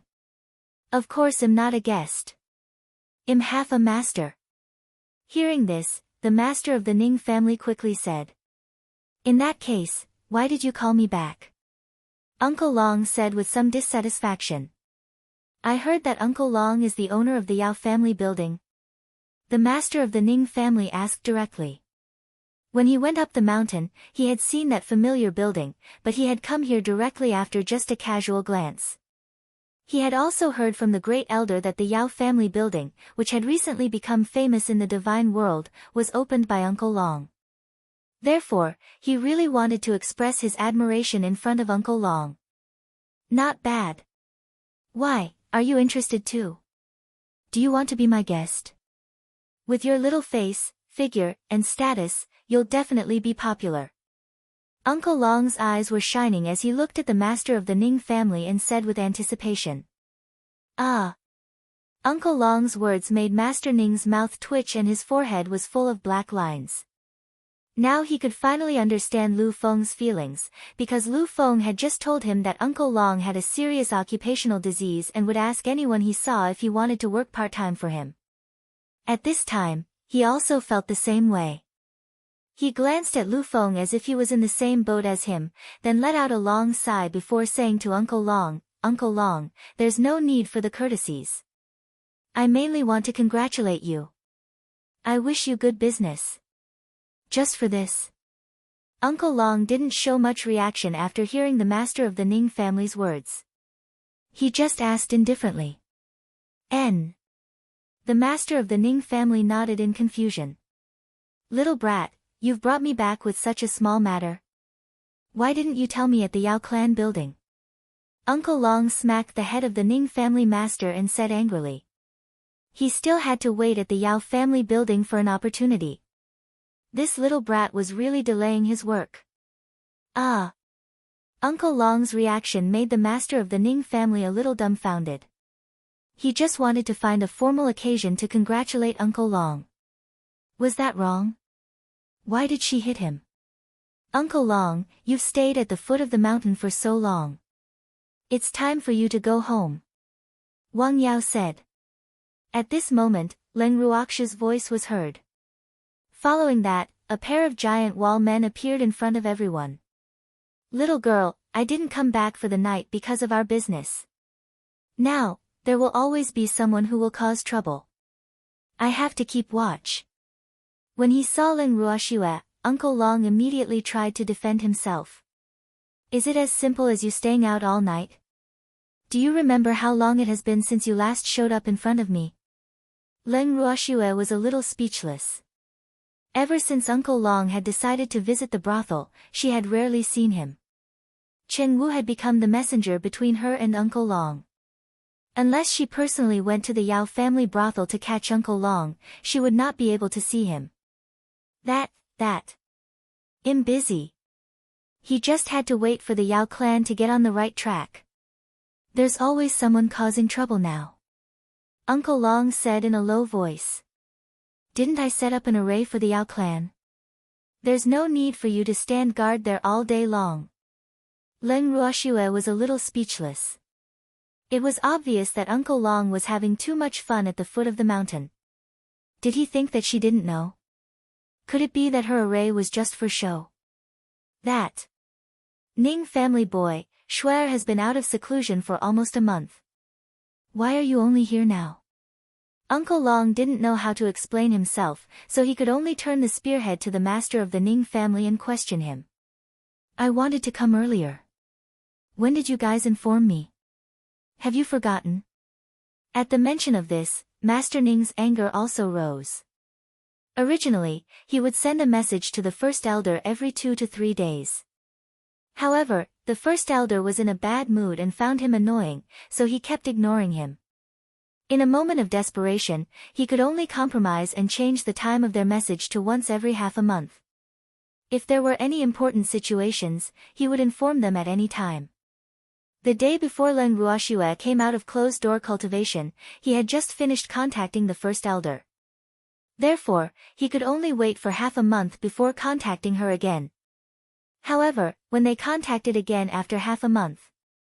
However, the great elder had forgotten to tell him about Shuer. It was only a few days ago that the great elder finally remembered to tell him that Shuer had come out of seclusion and the matter had been resolved. After hearing the news, he rushed over without stopping. At the thought of this, his furious gaze immediately turned to the first elder, causing the first elder to feel guilty. Hee. Didn't I forget? The first elder said guiltily.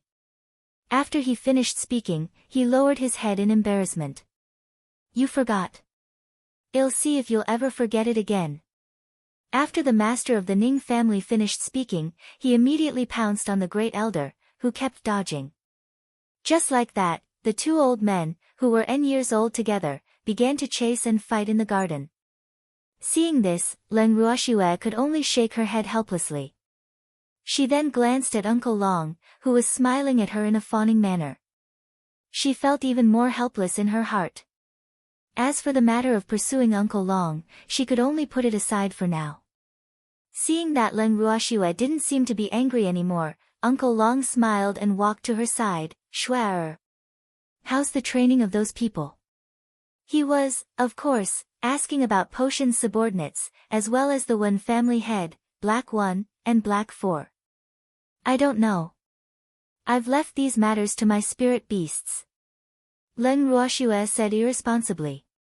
Then, she could not help but ask, Uncle Long, I don't mind if you use Potion's subordinates to earn money. However, would you consider the Wen family head and the other two? She had always felt that these three people were a big problem. It would not be reassuring to leave them outside. If they escaped, it would not be worth it. There's no need to think about it. Uncle Long, I know what to do. Don't worry. Uncle Long promised. Girl, I'd better go to the prison cell and take a look myself. I'll talk to you guys when I'm back. Uncle Long said before he left. At this time, the Ning family master and the first elder were no longer chasing each other. The two of them came to Leng Ruoxue's side, panting heavily. Leng Ruoxue quickly poured them a cup of tea. After drinking the tea, Master Ning said with a serious face, Girl, you'd better be mentally prepared. The Yao clan is very angry over this matter. Chapter 1987, Negotiation, 1. When Leng Ruoxue heard her godfather's words, she was slightly taken aback. She thought to herself, the Yao family knows about this pretty quickly. Wait a minute. Just now, Uncle Long said that there were always people looking for trouble at the Yao family building. Could they be sent by the Yao family? She guessed. One couldn't blame Leng Ruoxue for not paying attention to the Yao clan tower's current situation.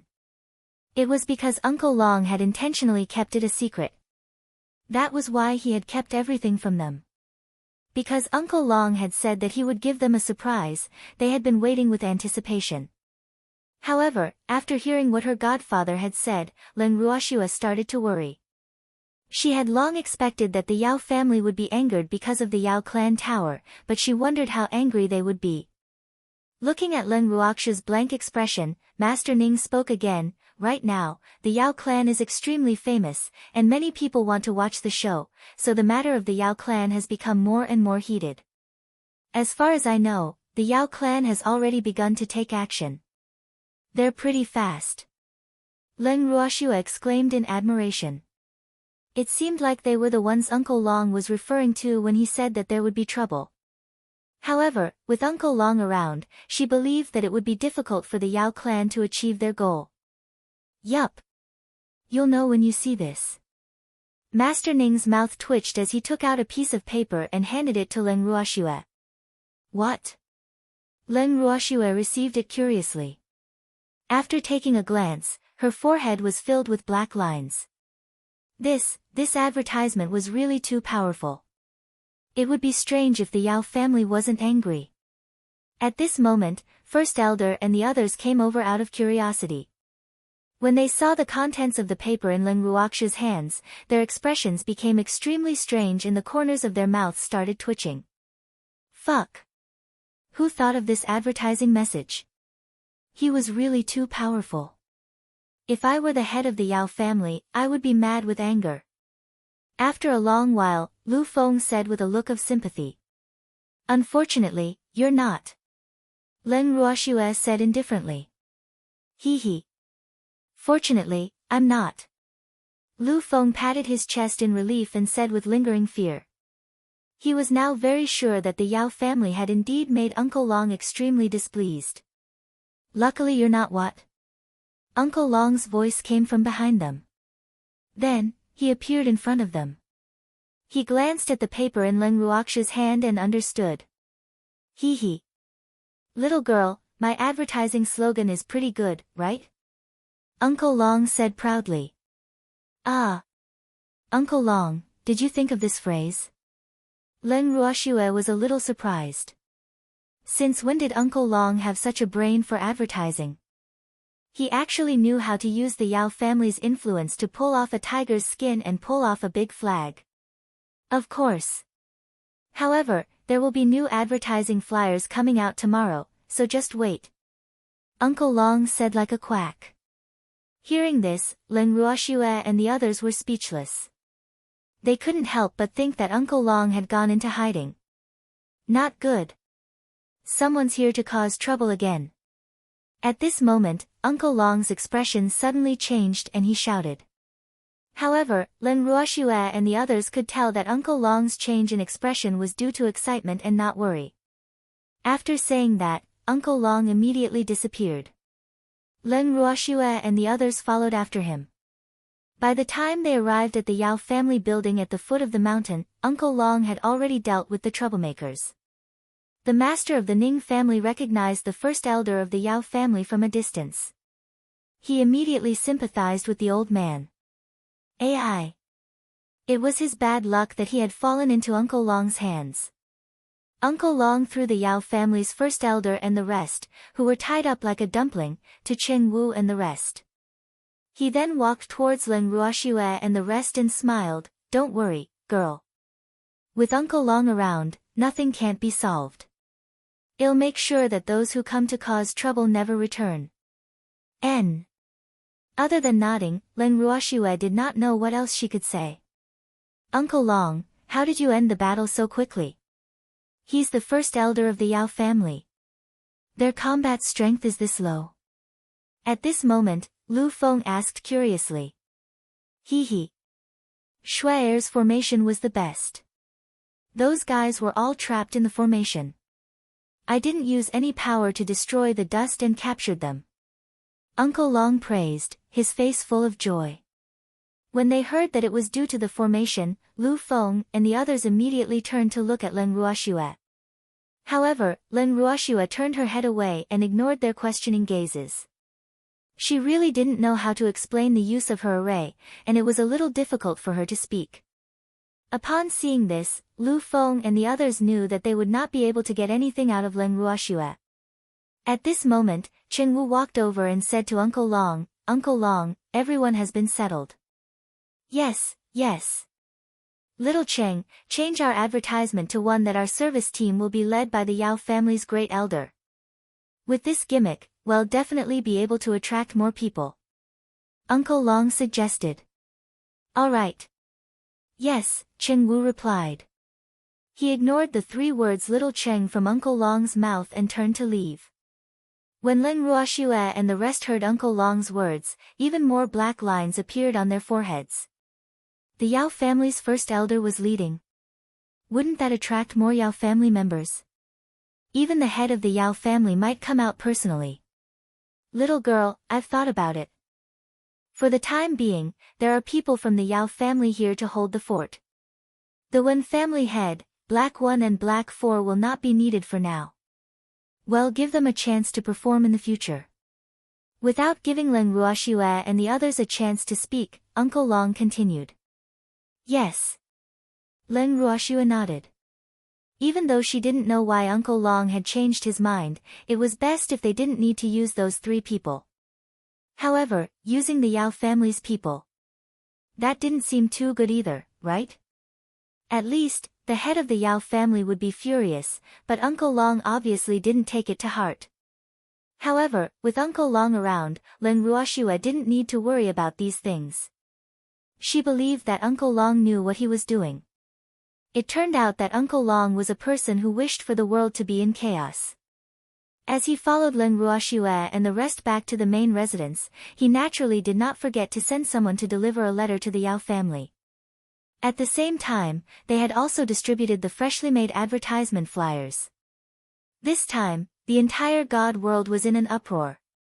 From the looks of it, the Yao clan building really had some relationship with the Yao clan. Even the Yao family's first elder was personally involved in the service industry, and the Yao family was really open. Many people were secretly thinking this in their hearts. Although no one dared to say this out loud, almost all of them had a tacit understanding. At the same time, they were also determined to go and watch the show when the Yao clan tower opened for business. In addition, the rumor that the Yao clan was in need of money was also spreading in the immortal realm. In the main hall of the Yao family's residence, The head of the Yao family kept pacing back and forth in the hall. His face was covered in dark clouds and was frighteningly dark. His body exuded an icy cold air that made people not dare to approach him. Not far away, the elders of the Yao family were trembling in fear, their heads drooped, and they stood there as punishment, not knowing what to do. The pressure in the hall was so low that it made people feel cold. After a long while, the head of the Yao family began to curse, "Trash! What a bunch of trash!" Chapter 1988, Negotiation, 2. However, no one dared to respond to his words. The Yao clan's first elder had left without returning, so how could they dare to have any other thoughts? Wouldn't that be courting death? What other ideas do you have? Why don't you tell me?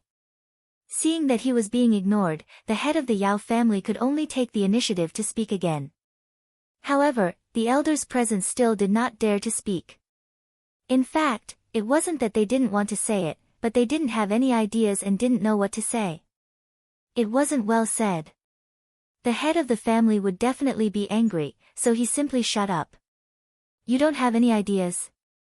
The face of the head of the Yao family turned darker and darker, and his voice became colder and colder. The cold air around his body could directly freeze people to death. The elders present looked at each other, but still, no one spoke. Damn it! If you continue to play dumb, I'll send all of you to the Yao family building to earn some extra money. Seeing the half-dead appearance of his own descendant, the head of the Yao family was completely furious. When the elders heard this, their faces turned pale and they were at a loss. The timid ones even trembled like fallen leaves in the autumn wind. After a long time, finally, an elder mustered his courage and said, "Patriarch, since this Yao family tower was able to capture the great elder alive, their strength must be extraordinary. Therefore, I think that our Yao family will not be able to fight them head-on. Why don't we change our strategy and send someone to negotiate with them?" He had to get first elder and the others back before the Yao clan tower opened for business. Otherwise, if we really wait for the Yao clan tower to open for business, then our Yao clan's face will be completely lost. After the elder made his suggestion, he quickly lowered his head and did not dare to look at his family head. He was afraid that he would say something wrong and anger the family head. If that happened, the loss would outweigh the gain. However, after hearing his words, the head of the Yao family frowned and fell into deep thought. Even though this suggestion was a blow to the Yao family's morale, it didn't seem like there was a better way. In fact, he had originally planned to rescue the great elder and the others himself. However, after calming down, he knew that the person who could capture his great elder alive must be more powerful than him. Therefore, he did not dare to act rashly without absolute confidence. After hearing this suggestion, he began to seriously think about the candidates for this task. After feeling the family head's scrutinizing gaze, many elders lowered their heads in unison. Seeing this, the Yao family head was instantly disappointed. Why were the Yao family all a bunch of cowards? Elder Ge, I'll send you to negotiate with them. If you succeed, I'll promote you to the second elder of the Yao family. After a long while, the head of the Yao family looked at the elder who made the suggestion and promised. The second elder's face turned pale when he heard this, but he didn't dare to refute the head's words. When Elder Ge heard this, he immediately revealed a happy expression and hurriedly said, "Don't worry, family head. Yao Ge will definitely do his best." He had no choice. The temptation of the pie that the master had given him was too great. He could not resist it. One had to know that he didn't have much experience among the elders of the Yao family, so he was ranked at the bottom. However, if the head of the Yao family succeeded in this matter, he would be like a carp leaping over the dragon's gate and become the third person in the Yao family. For him, this was simply a big meat pie that fell from the sky. How could he reject her? Therefore, he could only succeed in this matter. Failure was not allowed. Of course, the Yao family head's promise also made many elders envious and jealous, but they still did not have the courage to go to the Yao family building. Some of them were even gloating in their hearts, wishing that Yao Ge would also be captured alive by the Yao family building. However, Yao Ji would not take the hidden thoughts of these elders to heart. After packing up his things, he immediately left the Yao residence with his trusted subordinates. A day later, Yao Ji arrived at the Yao family building. Looking at the two-story building of the Yao family building, Yao Ji did not know what he was feeling at the moment. Oh! How should he put it? It was a little sour, but it also felt a little familiar, because this small building was a miniature version of the Yao family. Who's there? Suddenly, a loud shout rang in Yao Ji's ear. Then, Yao Ji saw a tall and strong man appear in front of her. Looking at the man, Yao Ji bowed politely and then said with a smile, "I am Yao Ji, an elder of the Yao family." Before he came, Yao Ji had already made up his mind to lower himself and not put on airs as an elder of the Yao family. Therefore, when he saw the other party, his attitude was unusually good.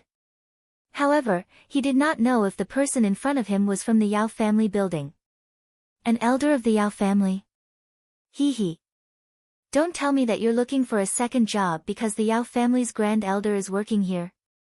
When Chen Wu heard this, he smiled and sized up Yao Ji. It was undeniable that not many cultivators were ugly. Although he didn't like the Yao family, he couldn't go against his conscience and say that they were ugly. The elder of the Yao family in front of him was a handsome man with a good temperament. Although he was a little old, he had the taste of a mature man. Chen Wu was very satisfied with Yao Ji. He had been influenced by Uncle Long and now looked at people like how he would look at service staff. Fortunately, Yao Ji was not aware of this, or else he would have been depressed to death. After all, he was not here to work part-time. Ah! I'm not here to work part-time. Upon hearing Chen Wu's words, Yao Ji was dumbfounded. It took a while for her to react and she quickly replied. If you're not here for a part-time job, then are you here to enjoy life? But we haven't opened for business yet, so you're early. Chen Wu said with some difficulty. I'm not here to enjoy myself. Yao Ji's forehead was full of black lines. Could he not have other reasons other than these two? Then they're here to cause trouble. Men! Arrest him! When Chen Wu heard this, he immediately shouted in anger. As soon as he finished speaking, dozens of tall and menacing men rushed out of the Yao family building and surrounded Yao Ji. When Yao Ji saw this, he felt a headache. Why did this guy suddenly turn hostile? He didn't even give him any warning beforehand. Yao Ji was so depressed that he almost vomited blood. Wait! I'm not here to cause trouble. Yao Ji wiped the cold sweat from his forehead and said hurriedly. He could tell that if he didn't make things clear earlier, these people would definitely let him enjoy the same treatment as the first elder and the others. So, he was afraid. Then what are you doing here?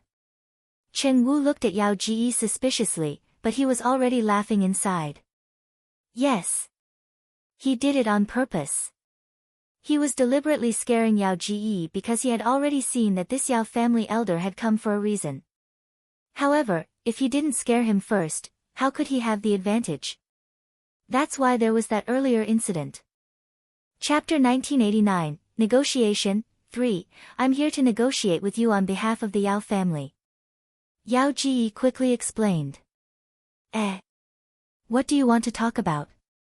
We only lack service personnel now, so if anyone from your family wants to work part-time, I can make the decision. After all, your Yao family's little face is not bad. Chen Wu laughed evilly. The expression on his face was extremely wretched, causing Yao Ji's heart to palpitate non-stop. Of course, it was because he was scared. No. It's not that someone from our Yao family wants to work part-time. I'm here on behalf of the Yao family to discuss with you about the great elder and the others. I hope you can be magnanimous and let them go. We'll do our best to fulfill any condition you have as long as it's within our power. Yao Ji said in a very polite and respectful manner. I see. I can't make the decision on this matter. Chen Wu touched his chin and said with a troubled expression. His expression was extremely conflicted. Then who can make the decision? Please introduce us to him, our Yao family will be eternally grateful to you. Yao Ji asked. Hee hee. It's not a problem to introduce me to you, but how are you going to thank me? Cheng Wu asked with a devilish smile. He looked at Yao Ji as if he was looking at a gold mine, and his red eyes were shining. Just a small token of my respect. Upon hearing this, Yao Ji quickly took out a storage ring and stuffed it into Cheng Wu's hands without a sound. Cheng Wu took the ring, and without even looking at it, he said awkwardly, I have so many brothers. They've all seen it, it's not good for me to eat it all by myself. When Yao Ji heard that, he painfully handed another storage ring to Cheng Wu. In reality, when he came here, he was afraid that he would encounter such a troublesome brat. Therefore, he had specially requested for some resources from the family head. What he gave Cheng Wu was about 1/5 of all the assets he had brought. Even though it was only 1/5, it was already enough to make his heart ache. Who asked him to not even see a strand of hair of the family head? Cheng Wu accepted the ring without any hesitation, but he still had a dissatisfied expression on his face. Yao Ji had no choice but to continue giving out storage rings. Cheng Wu only stopped accepting bribes when there were signs of cracks on Yao Ji's face. At that moment, Yao Ji was in so much pain that she was about to vomit blood. Half of the wealth he had brought. If he didn't see the person in question, he would fly into a rage. However, since Cheng Wu had accepted his money, he would naturally not let Uncle Long return empty-handed. Hence, Uncle Long was quickly invited down from the mountain by the Qinggu sect. After a while, Yao Ji, Uncle Long, Cheng Wu, and the others were already seated in a room in the Yao family building. The two groups of people looked at each other in silence. They stared at each other, and no one spoke first. Since Yao Ji did not take the initiative to speak, Uncle Long was naturally not in a hurry. Seeing the middle-aged man leisurely drinking tea and eating snacks, Yao Ji's expression cracked again. He could not understand how these people could be so calm. Were they not curious about how he wanted to negotiate with them? Yao Ji couldn't help but mutter to himself. In fact, Uncle Long and the others were not really curious. To them, no matter what method Yao Ji used to negotiate with them, the result would be the same. That was, if they were not satisfied, it would be useless even if the head of the Yao family came personally. May I ask how I should address you? After a long while, Yao Ji finally spoke. However, he did not recognize Uncle Long. Otherwise, he would not have asked this question. You can call me Uncle Long. Uncle Long said with a faint smile. He didn't care that others knew his identity. In fact, he didn't want to hide it from anyone. Uncle Long? Yao Ji was speechless. The other party had actually asked him to call him Uncle Long. Was he being taken advantage of? Yes, good girl. If you have anything to say, just say it directly. I hate people who beat around the bush. Uncle Long took his question as a yes and smiled in satisfaction. Was she really treating him like a child? Yao Ji was a little depressed, but now was obviously not the time to be calculative. He also listened to Uncle Long's suggestion and said straightforwardly, Uncle Long, the head of the family sent me here to negotiate with you. I know. Tell me your thoughts. Uncle Long said indifferently. We would like to redeem First Elder and the others. We hope you can be lenient and state any conditions you have. As long as it is within our means, we will definitely not disappoint you. After his depression, Yao Ji said very respectfully. It was his fault for not being able to see through the other party's depths. Your Yao family will definitely be able to do it. It just depends on whether you are willing to part with it or not. Uncle Long didn't beat around the bush, because he had already thought of a way to deal with it. What? Yao Ji was confused by Uncle Long's words. Did he agree? Seeing Yao Ji's confusion, Uncle Long gave Cheng Wu a look. Cheng Wu understood and took out a thin piece of paper, placing it in front of Yao Ji. Yao Ji lowered her head to take a look, and her heart immediately jumped in fear. Oh my God! What was written on it? Was he seeing things? That piece of paper was densely filled with all kinds of items. The big ones were hard to find and were priceless. The small ones were ordinary medicinal herbs. There was everything. However, even if they were ordinary medicinal herbs, their value would still be considerable, because the quantity was too large. Yao Ji picked up the piece of paper with trembling hands. After reading it carefully, her face turned pale. Could this be the other party's condition? He didn't dare to think further. However, Uncle Long had helped him confirm it. Elder Yao Ji, as long as the Yao family is willing to hand over the items on this list, I can return the first elder and the others to you. Otherwise, they can only earn money in my Yao family building to redeem themselves. I will only let them leave when they have earned enough of these items. However, I have to make things clear first. There is interest on these items. The longer this drags on, the more they will owe me, and the time they will leave will be even more uncertain. Uncle Long said casually, as if he was saying the weather is good today. After Yao Ji heard Uncle Long's warning, her heart started to beat faster, and cold sweat started to drip down her body. She had to admit that these people were really ruthless. If the Yao family didn't pay the ransom to redeem the first elder and the others, their reputation would be ruined. If the Yao family were to take the money to redeem their people, then the Yao family's strength would be greatly damaged. Therefore, no matter what they did, it didn't seem like they would be able to gain anything. At this thought, Yao Ji became even more confused. Could it be that the Yao family had some deep enmity with this Uncle Long? Otherwise, why would Uncle Long have his eyes on the Yao family? Thinking of this, Yao Ji gathered her courage and asked, Uncle Long, I wonder if the Yao family has offended you in any way in the past. If I don't have it, I can't ask for compensation from you, right? Uncle Long said faintly after hearing Yao Ji's words. I don't mean it that way. Please don't misunderstand, Uncle Long. Hearing Uncle Long's displeasure, Yao Ji hurriedly said this and put himself in the position of a junior, hoping that Uncle Long would not hold it against him if he said something wrong. Forget it, I won't make things difficult for you. Go back and tell your family head to give me the compensation I want, and he'll let him go. Otherwise, I'll just have to wait for the Yao clan's grand elder to be listed in my Yao clan tower. Uncle Long glanced at Yao Ji, who was in fear and trepidation, and said in an understanding manner.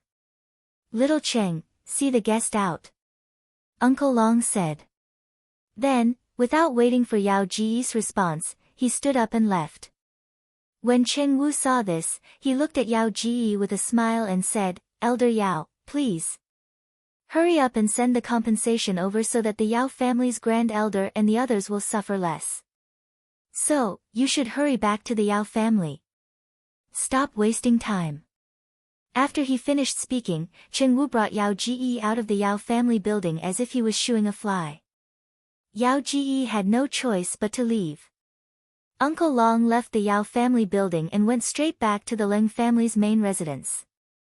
At this moment, the first elder, who was sitting in the garden and chatting, saw that Uncle Long was in a good mood, so he couldn't help but tease, Uncle Long, did you get your wish? Soon. Uncle Long said with a smile, his face full of pride. There was nothing that Uncle Long couldn't do. Uncle Long. I suggest that you don't be happy too early.